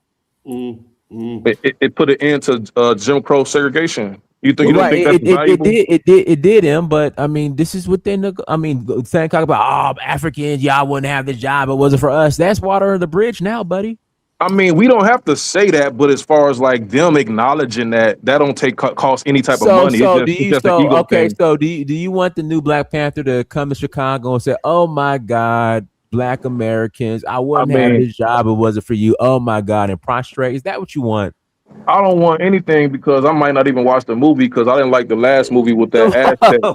So as far as who he chose, like it just shows it's a agenda. Obviously, it's obviously they want these conversations. They want us to be divided against British actors and blame them, even though they're. I'm not divided with them. I'm saying they got the role. But that's the agenda. What they want the Black Americans to get upset and start blaming Africans. Whose fault is that? It's easy. You want to know? Oh yeah. I appreciate Dinah's interacting more, in his own show. But I'm just saying. I mean, the solution is to say, you know what? I am tired of these Black Brits getting the roles that the white people are kind of check for. So therefore, stop watching. We're gonna get our money up, and we're gonna build and do our own Black Panther or whatever. That's what it is. Go ahead, Miss Sisters. Yeah, go on. Yeah, I just wanted to say something to Mr. M. You do realize that a lot of these multinational corporations, the movie industry, and other companies, they are going global. It's a marketing or capitalist decision because they can no longer reap enough of the profits that they need, just by marketing a movie here in the United States only. Would you agree to that? I'll agree to that. Yeah. So I am quite sure that there were other talented Black American actors, but there were other factors that they had to weigh. They have to reach an international audience. Do you not agree that Black Americans is the most marketed asset on earth? But that's because the English language is the dominant language on the planet. So why wouldn't you choose a Black American who's the most valuable asset on earth? What do you think about Black Americans playing African roles? Which there's been many. There's been many Black Americans who played African roles. Beyonce and James Earl Jones were the voices of Nala and Mufasa in The Lion King. Morgan Freeman played. The Lion King is a cartoon. Morgan Freeman played Nelson Mandela. Jennifer Hudson played Winnie Mandela. Forrest Whitaker played Idi Amin. Denzel Washington got a start with Steve Biko. It's just on and on. Hold on. Are you from South Africa? Are you from Uganda? I'm from Nigeria. So what did that got to do with you? Nelson Mandela, he's from South Africa. No, but what I'm saying, I'm African. I mean, he's from South Africa. You from Nigeria. But you don't have a problem when Africans. It's two different countries. No, but what I'm saying is you don't seem to have any problem when Black. Idi Amin was the president of Uganda, not Nigeria. Well, Africa's a continent. America's a continent, isn't it? So, But my point is, why don't you have a problem when Black Americans play Africans? I mean, they play particular Africans. South Africa president, and we helped them get out of apartheid. Uganda, that's not Nigeria, but I wouldn't have a problem with a Nigerian playing somebody like these are different. Y'all always brag about how y'all are different countries and whatnot, but how you gonna try to claim somebody else's country? Wait. I just asked, do you have a problem when Black Americans play Africans? I think Will Smith played a Nigerian doctor in Concussion, if I'm not mistaken. Michael B. Jordan is going to play Mansa Musa. The Malian king. Yeah, in Ryan Coogler's next movie. You don't see Africans shouting and screaming about that. Because you're not from Mali. No, but what I'm saying, no African. That's your country. No, but what I'm saying is no African is complaining about Mansa Musa. Are you telling me it's Pan-African over there? Everybody all together? That what you telling me? No, but you're not listening to what I'm saying. I'm saying Africans don't have an issue when Black Americans play Africans, but Black Americans have an issue when Africans play Black Americans. I would say we would look at if Ugandans were upset about Idi Amin being played by Forrest Whitaker, or South Africans being upset about Not really. Not Forrest really. Whitaker, not like really. somebody from Tanzania who has nothing to do with it. Not really. Not really. Not to Let the me same ask extent. Let me Not ask this. We do understand that the world is global now. You know, this not the 19th, 20th century. You know, people move around the, economy global, a lot of the industries global. We don't have to go by this 19th century standard of, hey, I must have someone from Florida play as such and such. No, it doesn't work like that anymore. I see that we brought our tribal ways from Africa to here, and while Africa is moving away from tribalism, it seems like we're trying to embrace it late in the 21st century. That tribalism stuff's gone. Well, my point is, it should be gone. Why are you insecure? South Africa would disagree with you. But my point is, why are you insecure? Black Americans are the face of Black people globally. All the people who I listen to, all the people who I was brought up with were Black Americans. Every single one. From Muhammad Ali, Malcolm X. I probably know your history just as good as you. You are the face of Black people globally. So I don't get this. I don't understand the insecurity. I don't get it. I don't understand it. You know?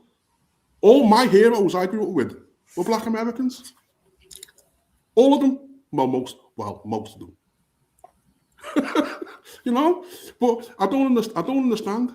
Because a lot of these black British actors, they train harder. That's why by the time you first see an Idris Elba, a Cynthia Erivo, a Jackie Chan, they're in the mid-30s.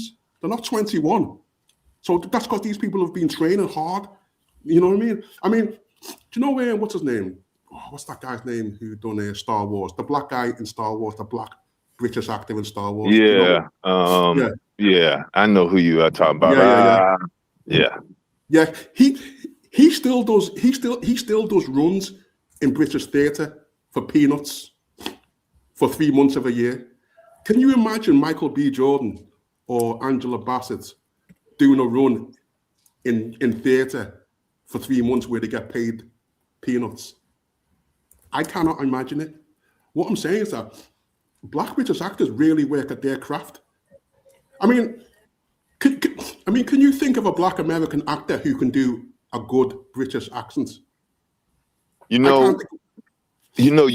have a very good point, a very valid point, because over here we got into the habit, and it became kind of faddish for our film directors to hire rappers and entertainers and athletes. And guys who are handsome and pretty. You know what I mean? Yeah. Just because they had a certain look and a certain reputation, and I think that kind of damaged our film market. And I guess the British did not have that. They're still going to acting school since the age of 5, and they have a very wide, variety. While because I was wondering, who were they going to get to play the Black Panther? I'm really trying to think of our young Black actors here, and I keep coming up with people who jump the line just because they used to be a rapper. They were trying to get Sticky Fingers to play Blade. What? What? Yeah. But I think you guys, maybe because you're in America, I don't think you guys realize how looked up to in places like Britain and places like, around the world. I really don't think you understand how looked up to you are. I'm not trying to kiss your ass. I'm not trying to kiss ass. I'm just saying, you know, you you know. I understand. Yeah. I'm aware. But I'm also I also know why Black people in other regions can look up to us. It's because the power of our media here. See, I say things like that when I want to humble FBA, ADOS, who talk about we're the greatest thing since sliced bread. Our media puts us in the face of other people worldwide. That's why they get to see us and want to copy our style. It's those satellites that's up in space and puts us in everyone else's face. Sorry, and because the English language is the dominant language on the planet. I mean, if you don't sing in English, you're gonna have a very tough. I can't think, apart from maybe Burna Boy, Pavarotti, I can't think of any artist who has made global impact in music that doesn't sing in English. So you have the advantage of that. You also have the advantage that you have you have your Universal Music Group, you have your Hollywood, you have your, you're the entertainment capital of the world, really. So you have that advantage. Not that it's easy to be famous, but and also I think the biggest thing is no other country, as you just said, pushes its transport its media as relentlessly as America does around the globe. You're everywhere. Yeah. Because I get into these discussions with these pretendians and FBA and ADOS, and they like to harp upon how come Africa doesn't have a Michael Jackson? How come Africa doesn't have a Michael Jordan? How come Africa doesn't have a Beyonce? First of all, they don't have the media push that we have here, so we wouldn't know if they did anyway, because we are very self-centered here. So we would. I'm pretty sure that Africa has some very big artists. Of course. Of course. It's a billion people there, so their artists might be doing better than the artists here. You know what I'm saying? But you got to look at this. We were able to successfully develop a subculture separate from white America and grow that culture. And a lot of that culture came from our survival from slavery, like the blues. And we used to play that on the plantation to get us through the day, or our comedy, dancing, or the one day we get to express ourselves. That became a subculture. We had the chitlin circuits. We had our, like on James Brown. You ever saw the James Brown movie with Chadwick Boseman? How they had their own networks of clubs where they could go and entertain and perform and build a whole industry. And the mainstream just pretty much adopted that. We had our own radio stations, so our culture was able to grow and fester. And you just see like the end results of that, like they promoting it all over the world. But that was something that was homegrown. Segregation was our ally, I should say. It allowed us to develop that for decades. Yeah, I agree. I agree. But just understand that it's desegregation that allowed those people to make those millions and allowed them to get in the face of millions and billions of people. I think if I can make one criticism, I do think some FBAs have what is called main character syndrome. Where they believe that they're the main characters in everything. I think that can be a bit of a problem, if you know what I mean. I agree. I know it. I see it. All right, guys. Let me pass the mic to Pharaoh. Then after Pharaoh is Dave. Yeah, go on. Yeah, peace. Can you hear me? Yeah. Can I be heard? Yeah, we hear you. Peace to the panel. Concerning the subject. Now, this is going to offend some of my colleagues and certain historians, but I just I gotta say it. We the mainstream authorities and the modern society in general give the green light to these Abo pretendians to make up their own history. I mean, the way history is being told today it is It is what I would call modern day ancient history, not ancient history. Okay. Okay. Yeah. Because I used to, I myself, I used to believe in this. You know, I used to be on EgyptSearch.com.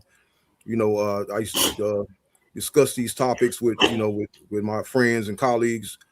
And then one day I just woke up and finally said, no, man, this is not right. I mean, like, okay, for example, okay, when you go on AI or Google and you ask about Native American history, it'll say something like Native American history is 14,000 years old, 10,000 years old, you know, and you have all these, you know, all these groups out here, and even which mainly stems from college, university, college academia, to make up this new method of history, saying that, you know, DNA tests history goes back 10,000 years ago, 100,000 years ago, and this stuff is just now being wrote down today in the modern age, and that's a problem. You know, there is no written historical record that goes back 10,000 years. The oldest historical record that we know of, the oldest realistic historical record, goes back only 5,000 years during 3000 BCE, and that is the Narmer's palette found in Egypt. It was the Narmer's palette. It's the first documented history ever of the first king and founder of Egypt, and that is what I call real history. Okay, but these Native Americans, these Abos. So wait there. Are you saying history only goes back 3,000 years?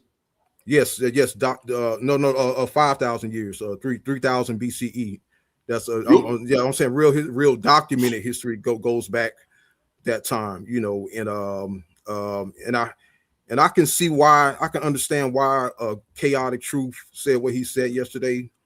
He said sub-Saharan Africans have no history, because truth be told, a lot of this stuff is made up. It's DNA studies that speaks of, you know, 100,000-year-old migrations, and, you know, and history goes back 10,000 years. I mean, it's this stuff. It's the DNA is not saying this stuff.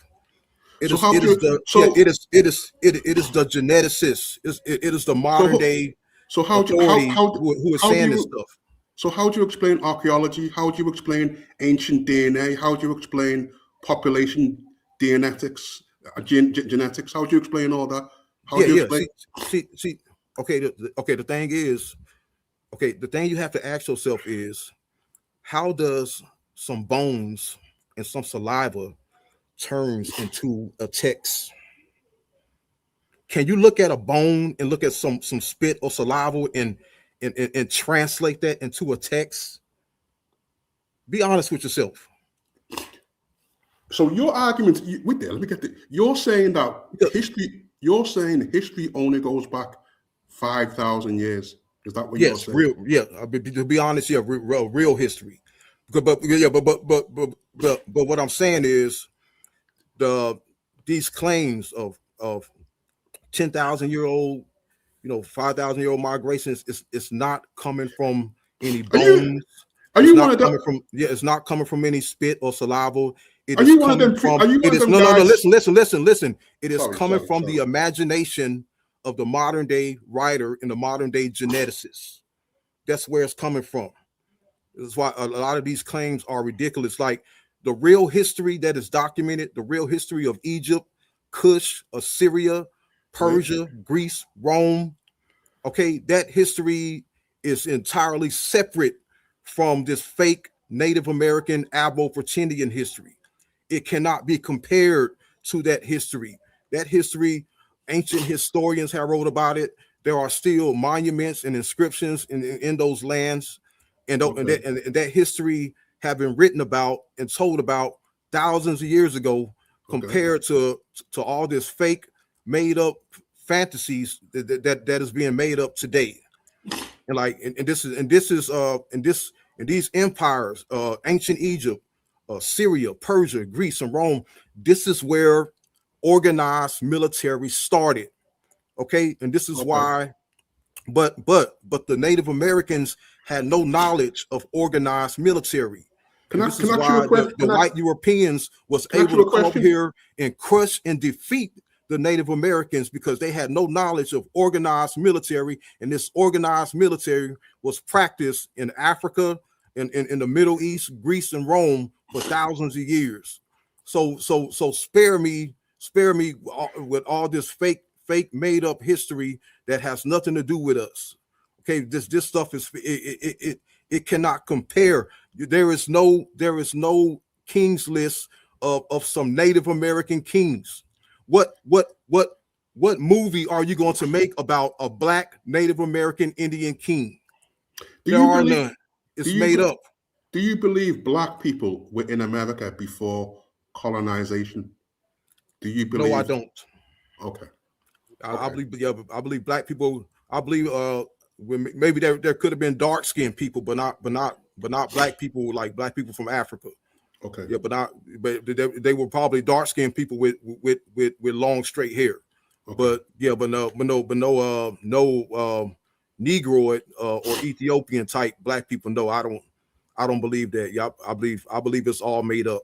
Okay, because that is the core belief of FBAs, that they are indigenous to America and that they were in America before colonization, before Columbus. Okay, I hear you. Yeah, and I blame it on this this modern day college history textbook. You know, college professors. I blame it all on them, because this is what this gives the abos the green light. You know, they can say anything. They say, "Oh, we got a history that go back 20,000 years, 10,000 years," and it's just a bunch of made up nonsense. That's all it is. Okay. And even the white Christians who conquered America and took America, they honored and venerated these ancient kings in Egypt, Assyria, Babylon, Persia, Greece, and Rome. Okay, they had no respect for any Native Americans. They looked down on Native Americans. They said these people are weak. We can conquer them easy. And they said that they conquered a million or something, a whole nation of Native Americans with just 100 men. Okay, and how they never did that to Africa. Okay. Hold on. You telling me colonialism never happened? Colonialism? That wasn't a conquest of Africa? Yeah, but King Leopold. Oh, okay, yeah. Colonialism happened, but there was never a mass genocide in Africa like King Leopold didn't do here genocide in Congo. What are you talking about? Because the Africans fought back. Yes, they fought back. That's why the white man was never able to accomplish his. We got to stop teaching fake fallacy. We know good and well King Leopold did a genocide in Congo. No, he didn't, because they still there. If he committed a genocide, there would be no black people in. You already know Rhodesia, Cecil Rhodes and the Dutch did a genocide in South Africa. What are you talking about? No. They did not do it. It didn't happen. You deny history. You got it all wrong. They did. They never there was no dividing of Africa. There was no colonization of Africa. But they got kicked out. Okay, and the black people in Congo, they're still there. They didn't get wiped out. They didn't get wiped out and get their land stolen from them like the Native Americans did. They're still there. What are you talking about? They controlled Africa until like the 1960s when they voluntarily left. Did Adolf Hitler commit a genocide against the Jews? We're not talking about them. Okay. Yeah, my according to that, no, he didn't. He just say America was conquered and they did all of this to us and they didn't do it to Africa. I'm like, that's He did. false because they I did agree. No, they colonize didn't. Africa and they No, did do because some you know why? genocides Because in Africa. Africa still has black presidents. You can't deny history. The black population is still the majority in Africa. Because of Kwame Nkrumah. When he came back to Africa, he had ain't the got nothing to do with liberation movement. What Kwame you talking Nkrumah. about? He came to Ain't got nothing America, to do got with Kwame educated. He Nkrumah. came back with Because Pan-Africanism. the Africans And then fought they back. had the liberation movement They fought after back. Kwame Nkrumah came back. Before that, they was fought back. colonized. It was a whole Africa was mostly colonized. No, before Kwame Nkrumah came back from America. No, you don't, bro. That's not historical. You don't know You what do- the hell you're talking about. You do realize it ain't got nothing to do with Africans still being there. You do realize a genocide is just the attempt to destroy a people. That's all it is, really. Hey guys, let me read these super chats. I gotta pass them out today. But Juan Line 1104, thank you for the 720 Canadian dollars. Proactive payment to shut M the H up. We don't need no FBA mumbo jumbo tonight. I mean, for y'all wanted me to shut M up. Y'all are very cheap. Okay, like it needs to be a number where M will be like, you know what, Dynasty, I understand. Like, okay, but thank you for the super chat. Pay 5602. Thank you for $2 holla. What about LeBron James' son or Will Smith kids? Go ahead, Dave. What's up, everybody on the panel? What's up, Dynast? And big up to everybody, man. It's been actually like a real good conversation and all that tonight. And just my question, right? If America, are you from the UK? Yeah. Oh, I'm not UK, brother. Yeah. But I'm from down south, and I'm from down south now. I know you from up north. Yeah, look from north. Liverpool, home of the Beatles. Oh, mate. And for the rest of you lot out there, I will just say this, right? Because the majority of black people in the UK, like me, are from London. So to be out here and to hear a brother from up north, like, I'll be honest with you, I got a lot of people that have never met nobody from up there, bro. Like, that's sick, bro. Yeah, Big man. up to you guys up there. Liverpool has the oldest black population in Europe. Yeah, there was a lot, especially from like actually around like slavery times because of like the ports and all that type of stuff. So there's always been a community up there, and there's always been like this thing like everyone kind of knows like the legends of like the Liverpool black people because like they be taking shit up north, but like they be fighting like nobody's business. Like I think a great example, if anybody actually wants to know, you look up a ex-boxer called Tony Bellew. If you don't know, he was the guy who was in the first Creed movie as Michael B. Jordan's like opposition. Yup, he's a perfect example because them lot up there be fighting over like they be fighting. You know what I mean? Like you don't go up there and be talking shit. Like you know what I mean? Like something bad gonna happen to you. But this is an American podcast, so we don't want to talk too much about. Oh yeah. My bad. Let me get back to my question there. So obviously, like in the UK, a lot of like our official paperwork or identification or whatever has both racial and ethnic like identifiers. So for me, what I was gonna ask is, if America did the same thing, do you think that like the kind of Aboriginal kind of movement would like stop? Do you think like it wouldn't make a difference? Like I just want to know because I feel like if that goes down, potentially maybe the attention goes towards other things. But yeah, what do you guys think?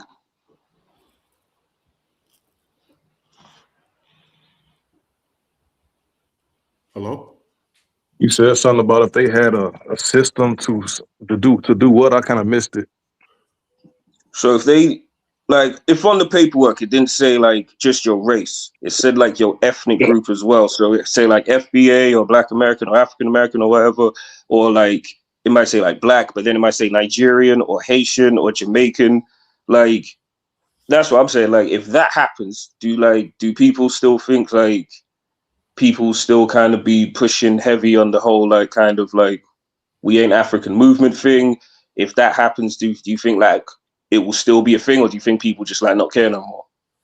I think the next census already did that, but it hasn't happened. I think the 2030 census, they kind of separated people based on their ethnicity and countries of origin. It's no longer just Black and African American or other. So I think they did that, but it hasn't really taken effect yet in the policies. But I don't think it'll make a difference as far as you saying the Black Americans somehow got an anti-African movement going on or delineation movement going on, and then people are upset about that. But I don't know why they're upset about that. I can't really like okay, before the delineation movement, the people from all over the world that happen to have melanin was able to just benefit off of being a Black minority. So I guess that might be threatened, and they might have less access to the resources that they had before. But us not being like considered African, that's always been their position against us. We was like heavy Pan-Africans in America. We had African American as our moniker. We had the Black scholars, John Henry Clark. We had the Black Power movement, consciousness movement, the conscious Black bookstores. And then the Africans started to interact with us and just give us the cold shoulder. And it was like nationwide. It wasn't like a anomaly. It was a consensus that we kind of noticed. And then we just comparing notes. People in New York, even Sarnetta actually mentioned it, how the Africans kind of don't see themselves as one of us, even though I think he's Caribbean. They still kind of was standoffish against, and he's like the main Pan-African Sarnetta. So if he has that, if he kind of noticed it, so people just started to notice how we wasn't really accepted by Africa. So I think that's where it came from. It wasn't like we just saying we not African. The Africans told us we not African. Then they're not really like sharing the land with us like that. But other than slave tours. I'm sure Dynas would have a different opinion because he's been very well accepted in Africa. So I'm sure he would have a very different opinion on that. Even I heard Luke Jackson mention that he kind of was told he wasn't an African, and he lived in, I think, Uganda or something like that. So they are actually telling us we're not Africans for some reason. I don't know why they're telling us this, even though our name is actually African American. It's in our name. Why are you going to tell us we're not what our name say we are? It's like they had a resentment that we're actually called African by our nationality or ethnicity. Whatever whatever you want to describe what you just said, we're actually considered African American in America. But Africans aren't. They have like a country associated with them. They're not really like associated with the continent. So I always in the back of my mind thought they resented that we was actually called the whole continent and they weren't, even though they're actually born there.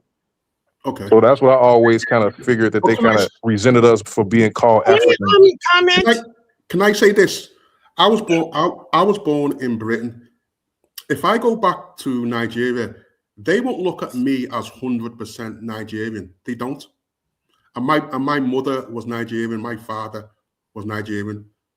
But if I go back to Nigeria talking like this, they'll respect me, but they won't look at me like I'm one of them, 100%.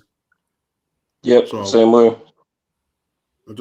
And we get put into like that same kind of basket as literally any other like Black people that are born and raised outside of Africa. Like if I went with my Jamaican friend, if I went with a Black American, it's like, it ain't even like on a disrespect thing. It literally is them kind of being a little bit literal. They're just kind of like, oh, you lot was the ones that was raised in the West. Like equally, if I need help, they still gonna help me.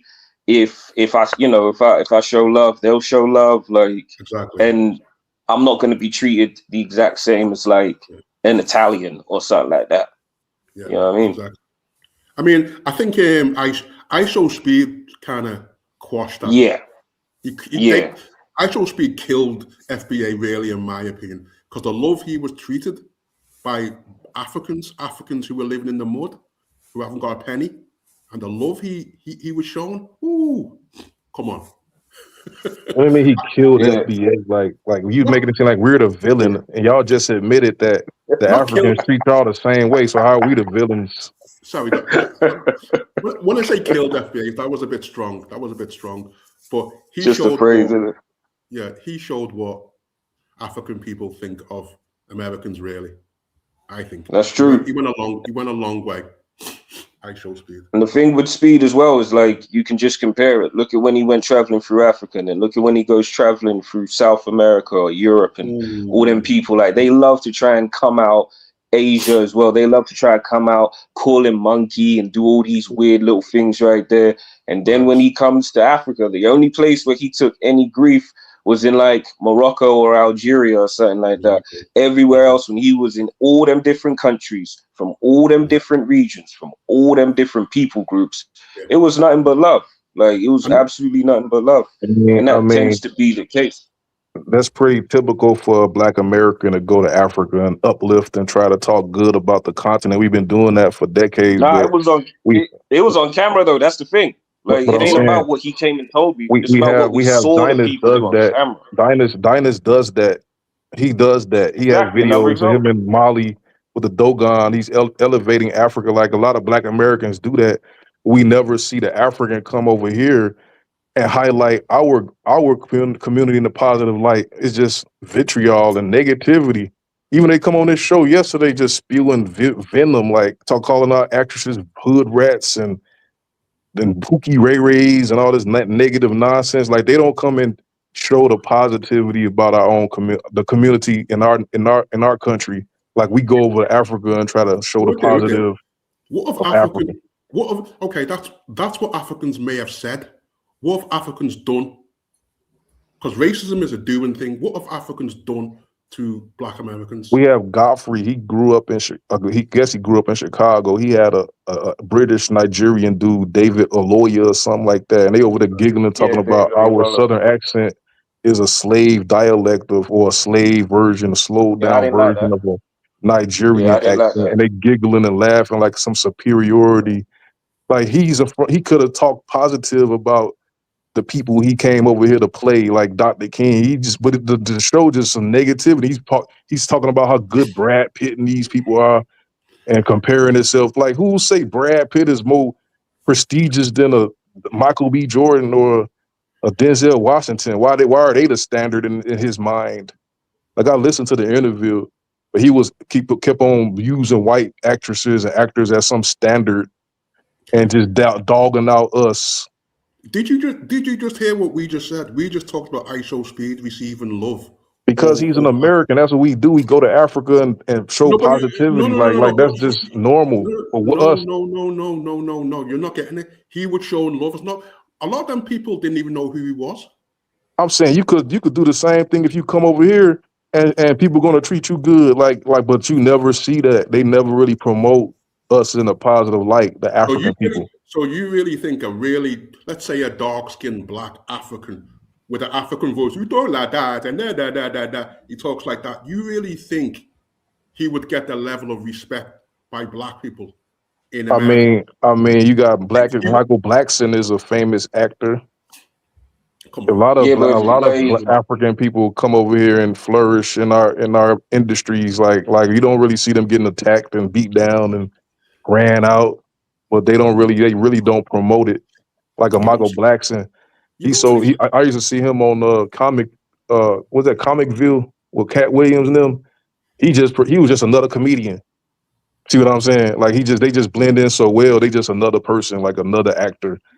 It's not like they're African, but they don't really like come over here and present us to their countries in a positive light. It's like they just spew more negativity. But even though they do come over here and get accepted and just get into these clubs and have these successful careers and living in these beautiful communities that we have, they don't really promote it. They don't really tell people about it. What is your personal experience with Africans being like? That's what I was gonna ask. Like, how many like? Yeah. What are you talking about? Like, what is your personal experience with Africans being like, generally? I mean, they just regular people. Like some stand off, some nice. Like they just on a bus. They just out here just regular people, but they don't really like. So you know some good ones, yeah. Oh yeah, they don't. But they don't really like. You say ISO Speed. You don't really see them coming over here and just promoting the good of the Black community on the global stage. I don't mean do the Africans, do anything like that? Like, I don't mean to be nasty And here. they just regular people. They just got jobs, going to work, stuff like that. They just man they business. But when you see them on the internet, they just spewing all this negativity. I'm like, where all this coming from? It's like they hold like what they present on the internet about us is totally different than what you see in the real world. I don't mean to be nasty here, but what group of people go to another country and wants to align themselves with the group of people who are the least powerful and the least wealthy? The least powerful. Like we have like whole neighborhoods just all black, like beautiful neighborhoods in Chicago that we allow them to move into. Like we have affluent neighborhoods. We're talking we least powerful. Black people are the least powerful and the least wealthy in the United States. We can agree on that. Listen. Our wealth combined is more than Africa. Okay, you're missing the point. Are we the least valuable people? I said least wealthy, the least wealthy and the least powerful people. Compared to who? White Americans. So you want to go over here and line with white people? The white Americans you talking about are the 1%. They're not even the people you see on a daily basis. Like you don't even get to get close to them. I'm talking about the human beings that are just naturally selfish in a way. It's like if you have to go through to another country, you're not going to align yourselves with the poorest people in Africa, with the least powerful people. See, your perception of us, you think we're the poorest people, but we have more wealth than your whole continent. Like that's just crazy. If I want to be arrogant, if I'm gonna be arrogant, I'm gonna be arrogant for the next 1 minute. I usually don't do this. You're taking Black Americans have. I'm gonna speak arrogant for 1 second, 1 minute, right? We have more accomplishments as 1/20th of Africa than your whole continent. You're trying to prove. We have created more to the world. We have more superstars. We have more inventors, more politicians. We have done more to elevate the world than your whole continent. We actually elevated and we actually educated your civil rights leader Kwame Nkrumah that ended colonialism. There's others. You're missing the point. So how are we least powerful people that we have affected the world magnitudes of times more than Africa has? But with all that being hold on, one mic. With all that being said, why do you want land in Africa? I said earlier we need a contingency, but I was just being arrogant for 1 minute because how they was talking. I think you'll be better served just staying in Chicago. That's true. That might be true, but I'm saying as a people. You're better served staying in Chicago, man. I mean, I'm not thinking about myself. Under Brandon Johnson. Look, I'm not thinking about myself. I'm thinking about as a whole. I think we do deserve something in Africa. We do deserve that. To the least. At the least, we deserve some type of land and power there. What I'm saying is that Black Americans are the least powerful and the least wealthy in the United States. You keep mentioning that we have more wealth in your whole continent. So what that means? What that say about you? Trying to make another point, bro. So just hear him out. Let's say that all of Africa live in mortals and we starve. Let's say you're correct. You're correct. You're more powerful than us. You're richer than us. That's true. That doesn't change the fact that you're the least powerful and the least wealthy in America. We can agree on that. If we're the least powerful, how do we affect the entire country's laws? Like the law was totally different before one of us jumped up from down south and changed the entire law. Before that, you wouldn't even be able to think about being over here. So what ain't saying you ain't got no power. It's just making a comparison. We have no power. You are absolutely crazy. We got so much power. He ain't saying that. I said he ain't saying that you got no power. Why would they align themselves with the least powerful people? We got so much power. A Haitian lady called us dirty Black Americans. Then the white people got together and said we got to get them up out of here. Dude, that's when you disrespecting us. You thought you disrespected us, and they just said we got to get all of y'all up out of here. I want you to repeat what you said very slowly. We are so powerful as a people. The Haitian lady got on the internet and said we're dirty Black Americans, right? The next couple of months, Supreme Court agreed that they got to go. And you said something else. You didn't say Supreme Court. You said what? No. I say we so powerful that the Haitians disrespected us online, and then the white community got together and say they got to go. So the white community did it, not you. Because they saw them disrespect us. Oh Lord Jesus! No, we ain't got no power. Because you disrespected us, they got together and said you got to go. Because how you gonna disrespect some people who made it possible for you to get? Because don't nobody in our whole country's culture We don't So appreciate you think ingrate. you think that the white people care about you so much that they got rid of Listen, that because when of you. Megan Kelly made her Megan monologue, Kelly, oh she Lord. made a monologue about Haitians, right? They still haven't responded to it. Megan In her Kelly. monologue, she said they don't even respect their neighbors. In her monologue, who do you think she was talking about? Megan Kelly. Oh Lord. She dissed them so bad they got so humble that they started tagging us. But she mentioned in her monologue they don't even respect their own neighbors. The people. That was she said in the monologue. Megan Kelly. Listen, She went in on the Haitians. Megan Kelly. Oh, She went in on the Haitians, and they still ain't responded to her. And she mentioned that they don't even respect their own neighbors because the Haitians got on the internet talking greasy about Black Americans. Now all of a sudden they got to go. You should have showed us some respect. So is Megan Kelly your ally now over Africans and Caribbeans? No, I'm mentioning that as far as Haitians, and then she's not my ally. She just mentioned it in her monologue when she was talking about. But you brought her up, bro. I brought her up to mention to reinforce my point that when they spoke ill against us, they ended up getting consequences that we didn't even have to impose. Oh Lord, we didn't even have to impose them consequences. But what you understand is we don't have the power to impose them. We could have stopped it. How? One, we got Clarence Thomas on there. We got the Supreme Court judge on there. He voted towards that, and then we got politicians and we got civil rights activists that usually protest these things and cause havoc. But we heard the rhetoric, the negativity, and we said, okay, y'all got to go. We just acquiesced to it. We didn't do what we normally do. We didn't shake the world and change policies. Bro, what you don't understand is most Black people who have power and are rich, most of them are Negro puppets for white supremacy. There you go. I'm gonna reinforce what I was saying. Now, when Haitians, when Joe Biden and Kamala Harris was in the power, the Haitians was in Texas under the bridge, 15,000, and then I think Mayorkas, the National Security, Homeland Security Secretary, decided to deport them. The Black Caucus, this lady from California, she was what's her name? I can't think of her name. She's like a very famous Black Caucus member. They got all together and forced Biden to stop that. They put a stop to that. They was talking about deporting all. Remember they was under that bridge and they told me they gonna deport them. Yes, her. She got up there vocal and said, y'all gonna put a stop to this. And they stopped that, but you don't hear her saying nothing now. Dude, because they heard that video that they talking about dirty Black Americans and all this hate they speaking. Like y'all talking against us, not realizing like nobody's talking against you. You're just trying. You're more interested in winning the tallest midget contest. That's what you just want to win. You think we midgets? Like we have more money than your whole continent. How we midgets? I usually don't talk arrogant, but I usually don't talk arrogant, but I'm just gonna be arrogant for 1 minute. Like literally, like we have more accomplishments on Earth than you could do in 10,000 years. Like we talking about. Listen, all Black this people computer you own, like we built that, like we invented the computer. Like what's his name? All Black people are midgets under a system of. We literally invented the computer that you're using to get on the internet right now. Who invented the computer? Hold on. I got you. Listen, let me tell you something, right? If white people left, I'm gonna think of his name.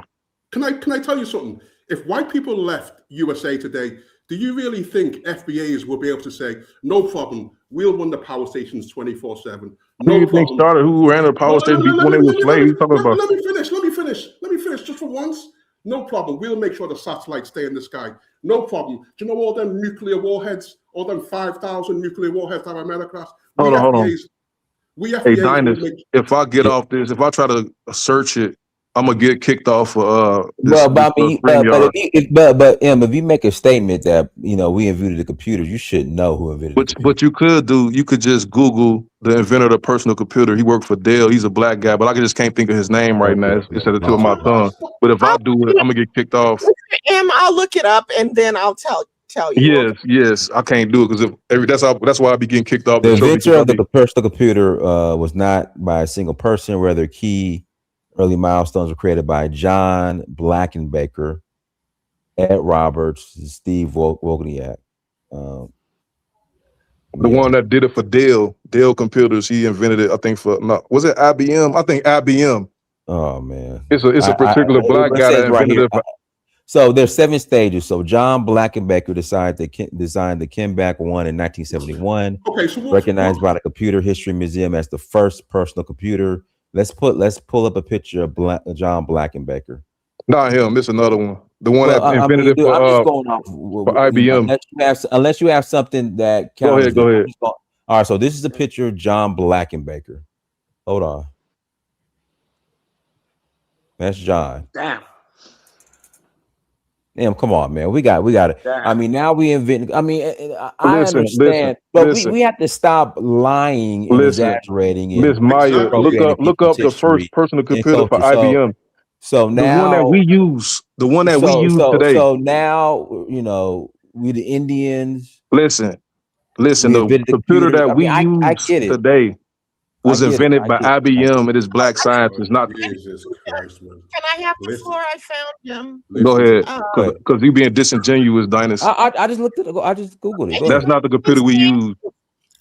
His name is Dr. Mark Dean. Yeah, Mark Dean, the one that we use. Jesus Christ. He is a PhD from Stanford, and he's in the National Hall of Inventors. He has 30 patents pending, and he's the vice president with IBM. Okay. He invented the computer we use. So you've got your little self-esteem boost, right? No. I mean, did he invent the computer we use? That's the question. The personal computer that has the monitor, the keyboard. Miss Sister, did he invent the personal computer? I'm not talking to you, Miss Sisters. Did he invent the personal computer? Sorry. I'm reading the article. Go ahead and go, and I'll let you know. Who invented the computer? Because the computer started off the size of a house. It was a huge thing. The question is Charles Babbage. Well, it says Mark Dean and his co-inventor Dennis Euler created a microcomputer system with bus control means for first. This guy's talking shit. Yeah, I mean, come on. I mean, the computer that we use today with the peripherals, the monitor, the keyboard, the USB. That existed before in different forms and different scientists and different. It was a mainframe before this. It was a huge mainframe. In the article, because of Dr. Dean, the PC became a part of our daily lives. So exactly. Why? It was smaller.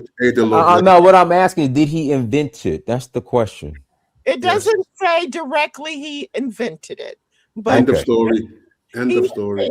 Acknowledged. Yeah, but he was obviously involved.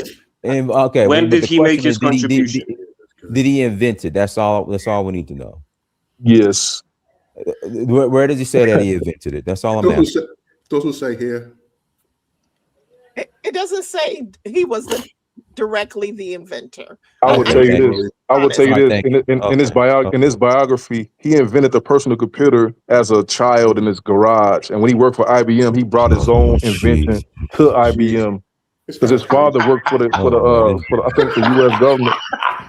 I mean, that's what it's saying in his autobiography. He actually invented it. He's a black Iron Man, bro. When he was a teenager, he invented it in his garage. Make sure you know what you're talking about. The personal computer that we use with the monitor, the keyboard, that was invented by him. Before, it was a giant house. It was like the size of a building, a huge mainframe. He might have definitely made a massive contribution. Definitely. But that was just I don't know the story, but I'm sure he did. The computer you're using, the cell phone you're using, a lot of things that you're using right now was responsible. We was responsible for that thing, that technology. The people you say are the size of midgets. You are? That was just one of the examples I used. You are. Black people are just under the system of white supremacy. We are more wealthy than your whole continent. What are you talking about? I'm gonna keep mentioning that. We got more gold. I don't care. What I'm saying is this. Nobody comes to another country and tries to get along with the people or tries to mingle with the people who are the least powerful and the least wealthy. That's just how it is. See that we empower people that's least powerful. Y'all try to step on people that's least powerful. Oh my That's the God. difference between us. We go to Africa, we try to help the people and elevate the people. Like Oprah, I just read an article. She closed her school in South Africa. Y'all read that article?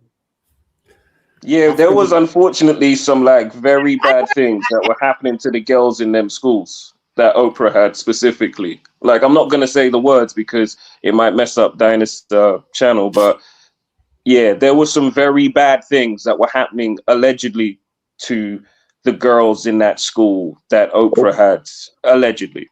I just read the article today. She's closing that school today. They just said it. Oprah doesn't You know, there were some very, very evil, bad things. Like, there was some very bad things going on. Like I said, I'm not going to say them words because our respect for Dinah's platform and all of that type of stuff. But yeah, the types of things you don't want happening to little girls or any woman for that matter, allegedly, was what was happening at that school. Allegedly. And the reason I brought up Oprah, we just when Black Americans go to Africa, we go to elevate. We don't go to try to side with white supremacy and try to talk about we're going to side with the most powerful people. There's been times where when that's happened. Like there was that famous case of that CIA agent that was in Ghana and got tangled up in a bit of a situation. Like, I'm not saying it happens a lot. I'm talking about regular Black it's Americans. A story. No, hey, that's facts, bro. You know what I mean? That's just facts. I'm not saying that people don't go with good intentions. Dinah goes with great intentions. We know that there's definitely people over there with good intentions, but we can't say that every single individual is always doing something. Like people are people. That's what it is. Like people is people, bro. We go to countries building people up. Y'all don't do that, brother. There is no white supremacy in Africa. So what? Are you crazy? Look at South Africa. Wait, what? Sorry, wait. Did he say there is no white supremacy in Africa? Every black country in Africa has a black president. This dude's talking crazy. Wait. So there's no white supremacy? None.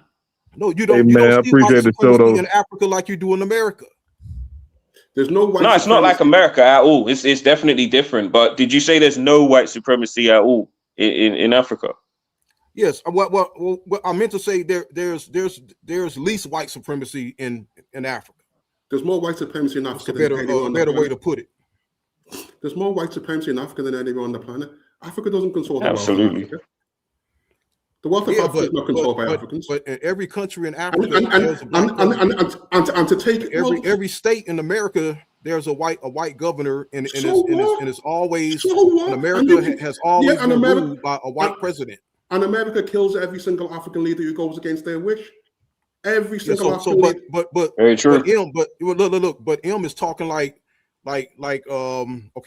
Africans come over here and side with white supremacy because there is white supremacy is strong in America, but you don't see white supremacy strong like that in Africa. So it'll be foolish to say because Black Americans over to Africa and side with white supremacy. That'll be foolish because almost every black country in sub-Saharan Africa and Black Africa has a black president. So why do Africans? Why in every single country the Black Africans have to fight to get white people out and still fighting to this day? Every single one.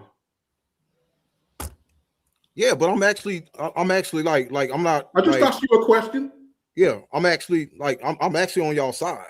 Okay, there you go. No, I know it's definitely different, but I definitely think like obviously not like on a day-to-day basis unless you live somewhere in Southern Africa like Zimbabwe or Namibia or something. But it does exist there.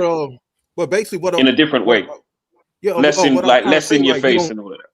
Yeah, you don't have a Donald. You don't have a Donald Trump in Africa. I'd like to ask Charlie and Dave a question. I'd like to ask Charlie and Dave. What do you think Bill Gates is doing in Africa? Charlie. What do you think your American Bill Gates is doing? Hold up, Charlie. Yeah, I'm ready to hear the question, sir. Go on. Yeah, Charlie, can you yield the floor momentarily? Sorry. Oh, okay. If I understand correctly, both Charlie and Dave, you are both African nationals. Africa is your original country of origin. Is that correct? No, I'm from UK. But obviously, like my family, like heritage. But no, I'm from UK. Okay, your family. Where's your family from? Ghanaians. Okay. Well, here's my question for both of you. Africa, as your original country of origin, is that correct? No, I'm from UK. Okay, your family. Where's your family from? Okay. Well, here's my question for both of you. Africa, as your original country of origin, is that correct? Okay. Well, here's my question for both of you. you, based upon just the rhetoric that you're using, and Charlie, in particular, when you refer to Black Americans as the tallest of the midgets, and that African nationals, they come, to many Western societies because they do not come to ally with. When you say tallest of the midgets, we gotta. I mean economically. Oh, okay. All right. My point is, wait, let me say something. Let me finish. Just please let me finish, and I will give you the floor. Okay. So, if both of you are arguing that the reason why African nationals immigrate to many of these Western societies, and because they want to advance, and therefore people with low income, low educational attainment, low social status is of no value, or Can I just say one thing? No value to you. Hold on, let me finish. Then why do you oppose foundational Black Americans separating and saying we are going to pursue our own separate, unique political agenda based upon our ethnicity? If you see no cultural capital in our ethnic group, why are you so opposed to us delineating? That's my question. Well, you're putting words in my mouth. I didn't say that. I've got no problem with FBAs. The only problem I have with the FBAs is they're hateful. You came on here, Charlie, and said, I don't like FBAs. I recall that. I identify as FBA. I don't, but I don't.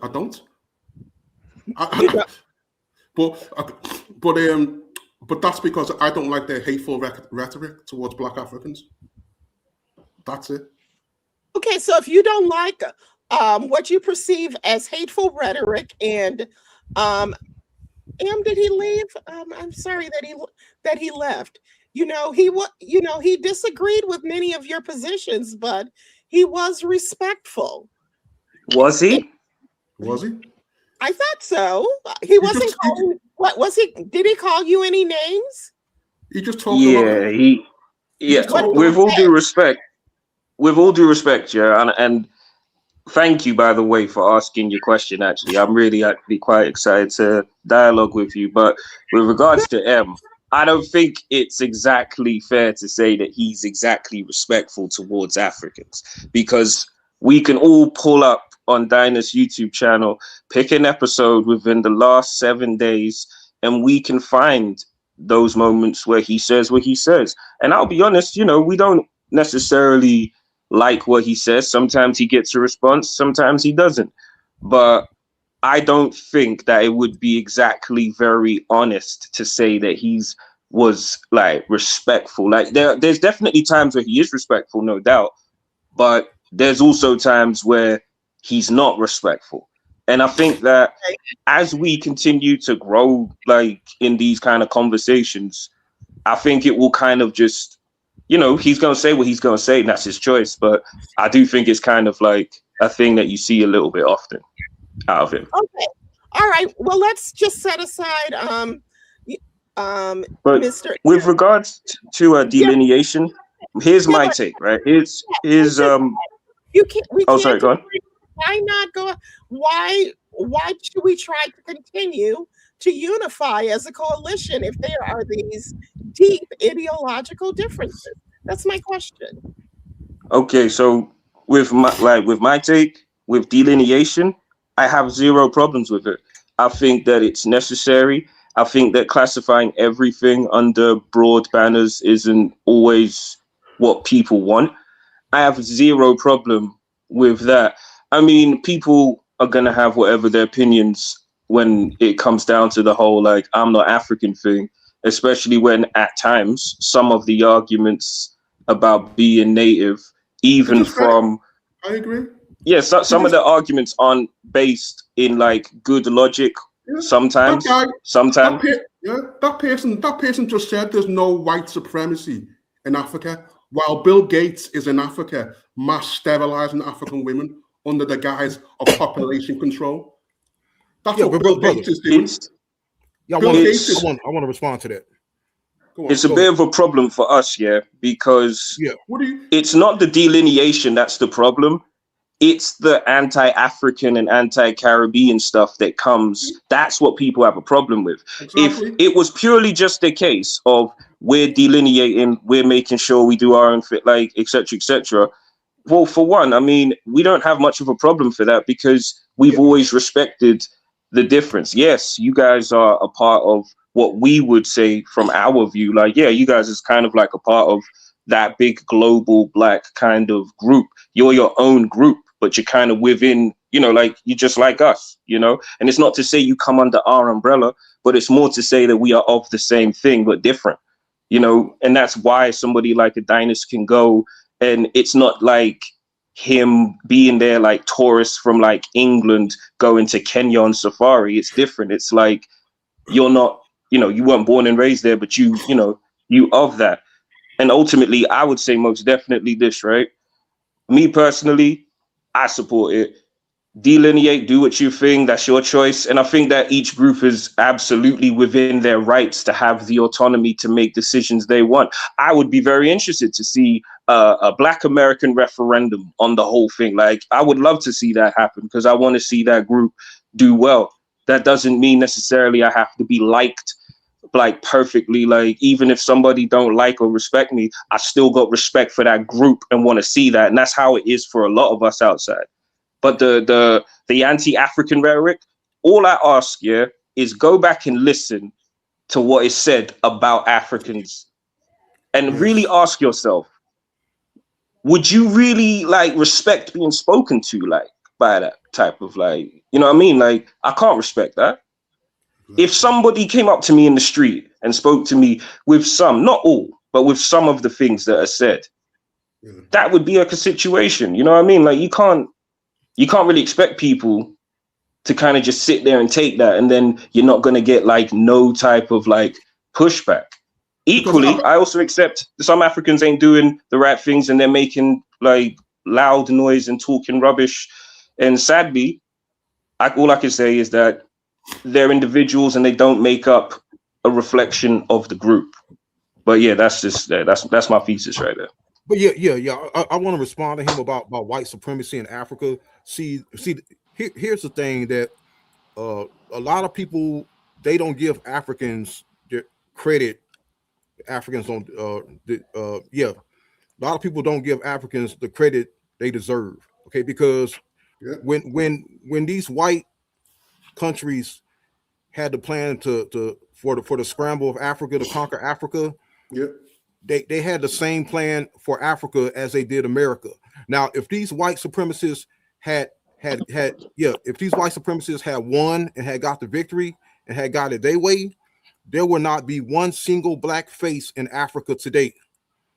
They wanted the whole Africa. They even the Arabs in North Africa, there would be no Arabs in North Africa. They wanted to do the same thing to Africa as they did to America, but it didn't work out for them. Why? Because the Africans fought back. They fought against white supremacy, and that's why the Africans are still there today.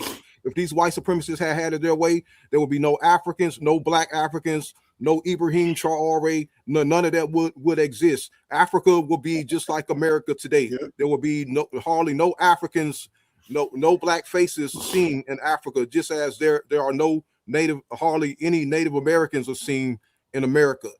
And that was their intention.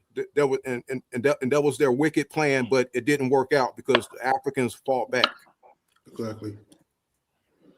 100%. Like, unless, you know, again, the only equivalent is like maybe South Africa or Zimbabwe and Namibia. But you're right in that Africa fought to keep, you know, the continent the way it was, and we don't experience white supremacy in the exact same way as it is in America.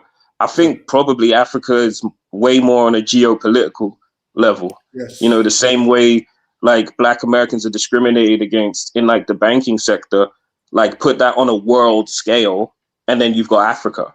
Like, it's pretty hard for all of us everywhere.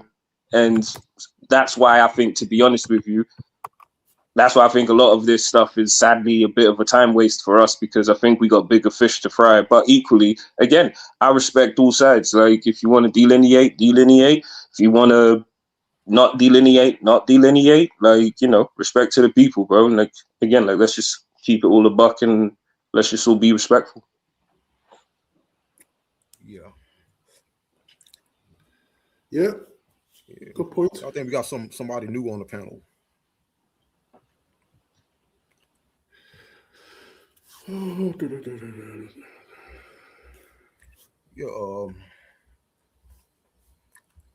How many people? How many people's here? Let's have a look. Who's that? Is it man's sake? Yeah, but you can go ahead and speak if you want to. Yeah, we're done. Peace and love. I hope everyone is doing well. How's everyone doing? All right? Oh, good. Good. So pretty much I wanted to add to the topic. I mean, everyone got a right to call whatever you want, man. You can call yourself an ice cream sandwich, right? Yeah, man. Yeah. And still think you're solving, right? Yeah. Yeah, you can call yourself whatever you want. But I do want to respond to Maya, especially what you guys was talking about M, because like, I don't know, like he'll say something, right? And then when you try to rebut what he says, he'll overtalk you, so you just forget your talking points. Yes. You know, and yeah, he'll keep overtalking you, keep overtalking to you. Doesn't want to listen to what you got to say, and he'll just keep interrupting you and stuff. You know. What else did he say too? And then he said something about how he should get allocated with some land or something, right? Yeah, Ain't that he what said he said? He said the land. Yeah, he said the land should just be given to him. You know, because he keeps saying that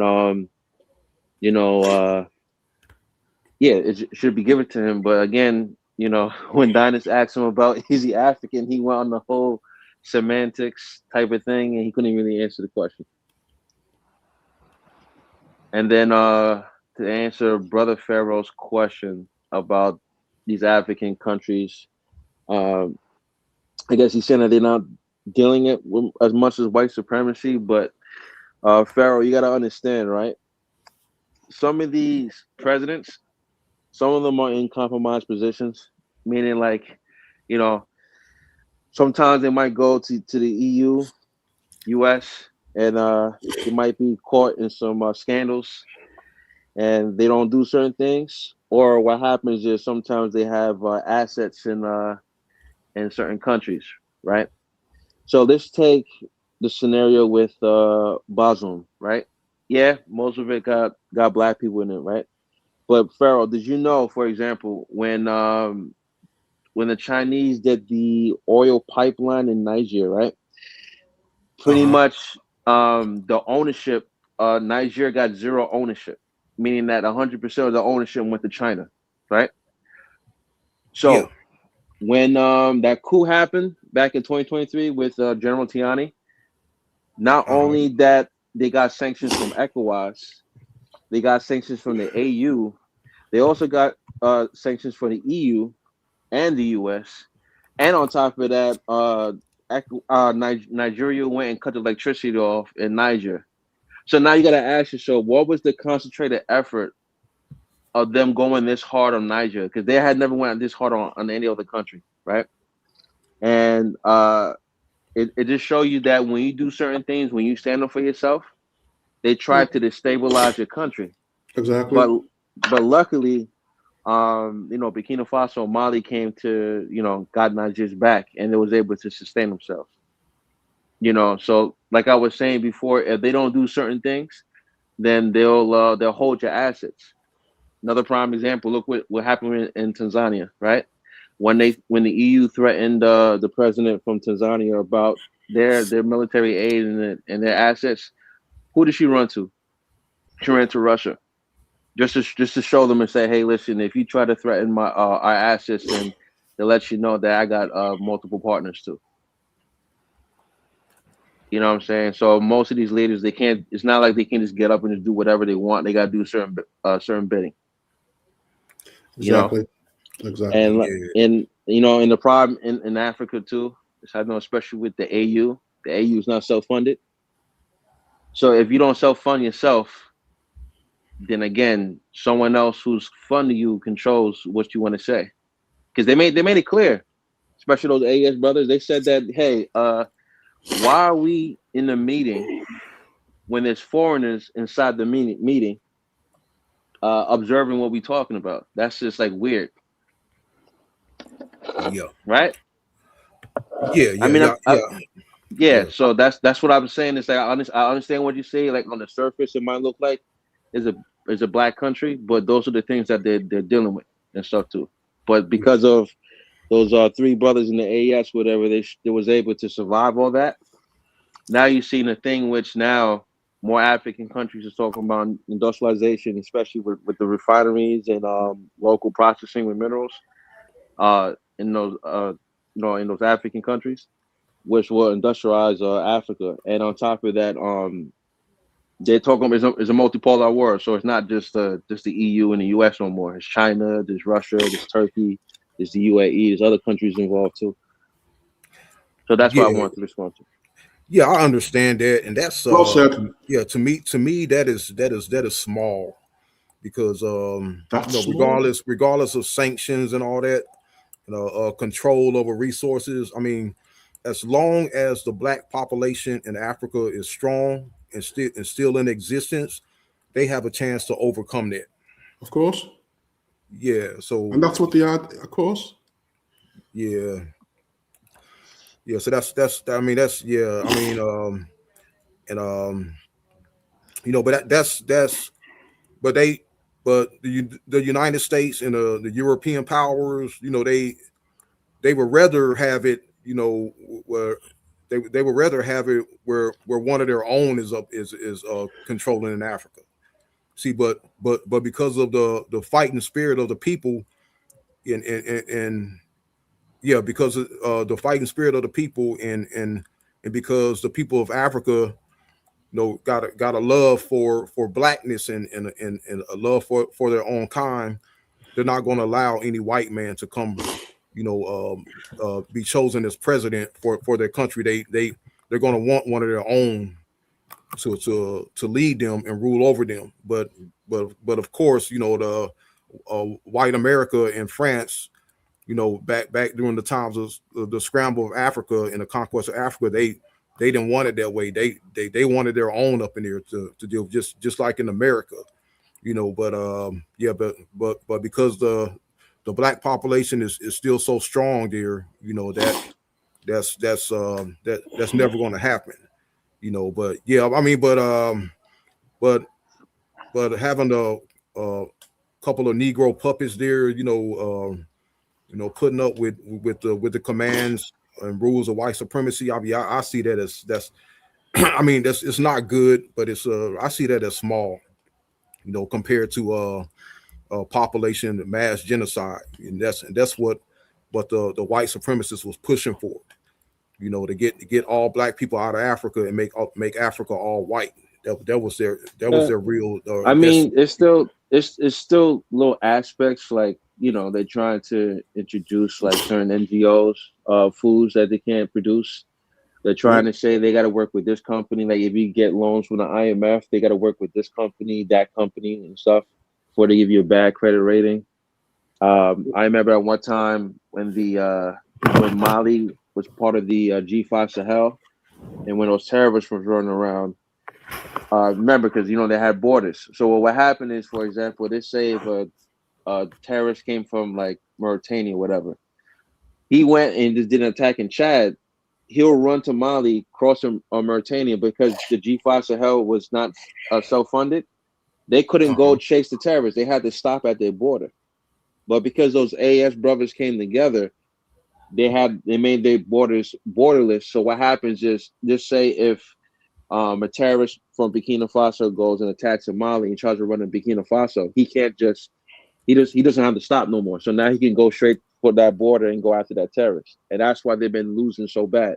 Like Pharaoh, look how this is a concentrated effort. When have you ever noticed a terrorist organization, right, gets the backing of a Human Rights Watch, right? And they're saying to them, we recognize that they're getting abused. And then on top of that, that same terrorist group and goes in an interview and he thanks the Human Rights Watch organization for saying that, putting their story up. Does that make any type of sense? Oh no. No, that has never happened.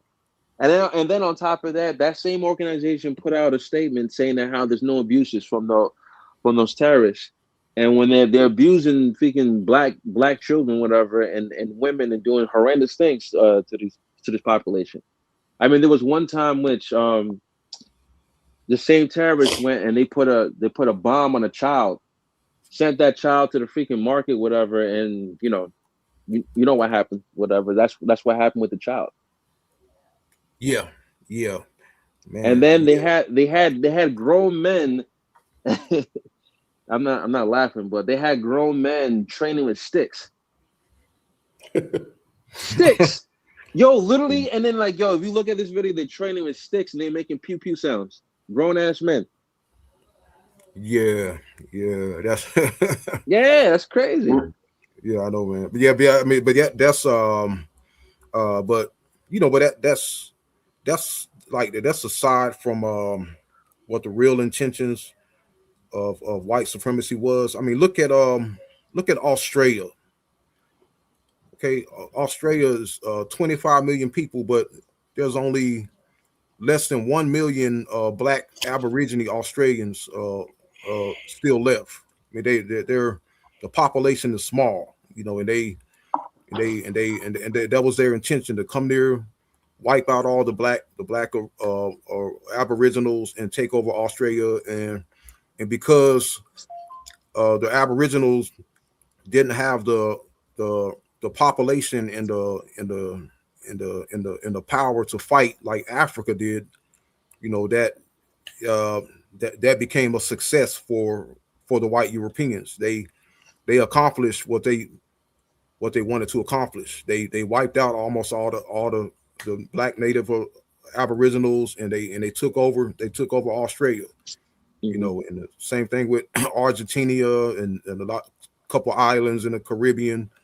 Yeah, but that was white supremacy intention, was to wipe out all native indigenous, dark-skinned native indigenous people and populate all lands and continents with by the white, all populate all lands and continents for the white race. But it didn't work out for them in Africa, and it didn't work out for them in the Middle East either. So because those countries, ever since the times of the pharaohs, ever since the Assyrians, the people of Africa and the Middle East have always had a fighting spirit, and they had a fighting spirit that the white man feared and he could not touch, and he still has that fear today.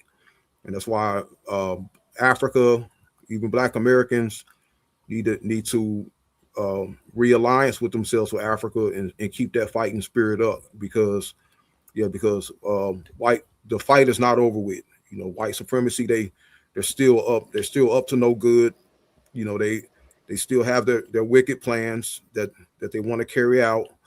And if we lay down and give up and give in like the rest of these Negroes, who's selling out, and these divestors and swirlers who are turning against their own black race and trying to give in to white supremacy, then we're going to fall victim, just like the Aborigines did, and just like the Native American Indians did. But I've got to call you out. Nobody dates outside their race more than black men. We can't point the finger at black women for that. No, I disagree with that. Because really, I don't go by internet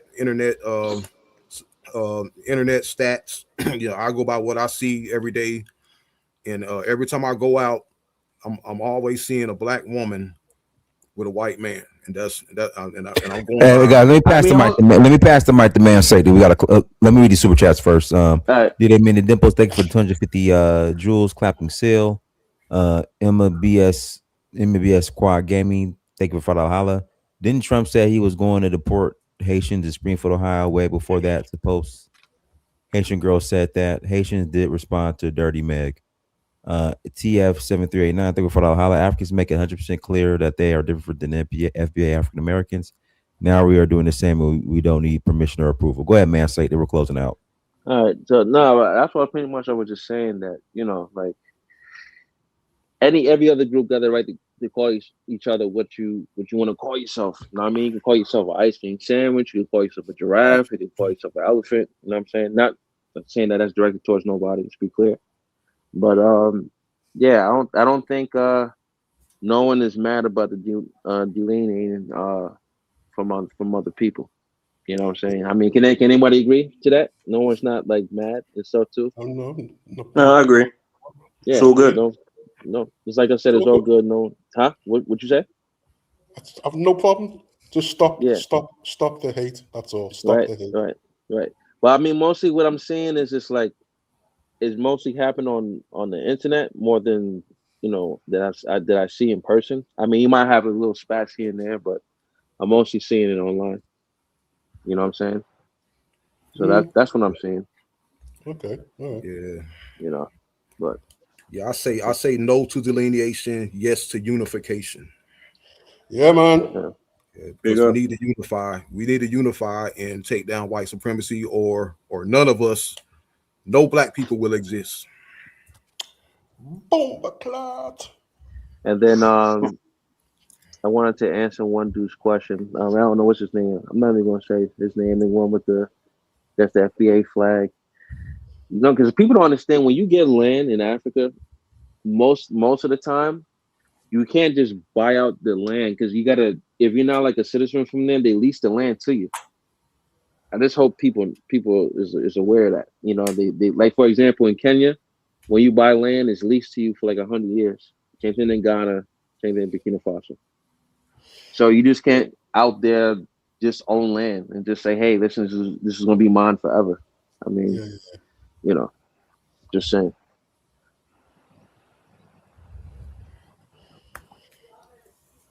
All right, guys, everyone, thanks so much for joining. Like, share, subscribe. Till next time, family dynasty, search for rule. Peace. Peace. Peace. Peace.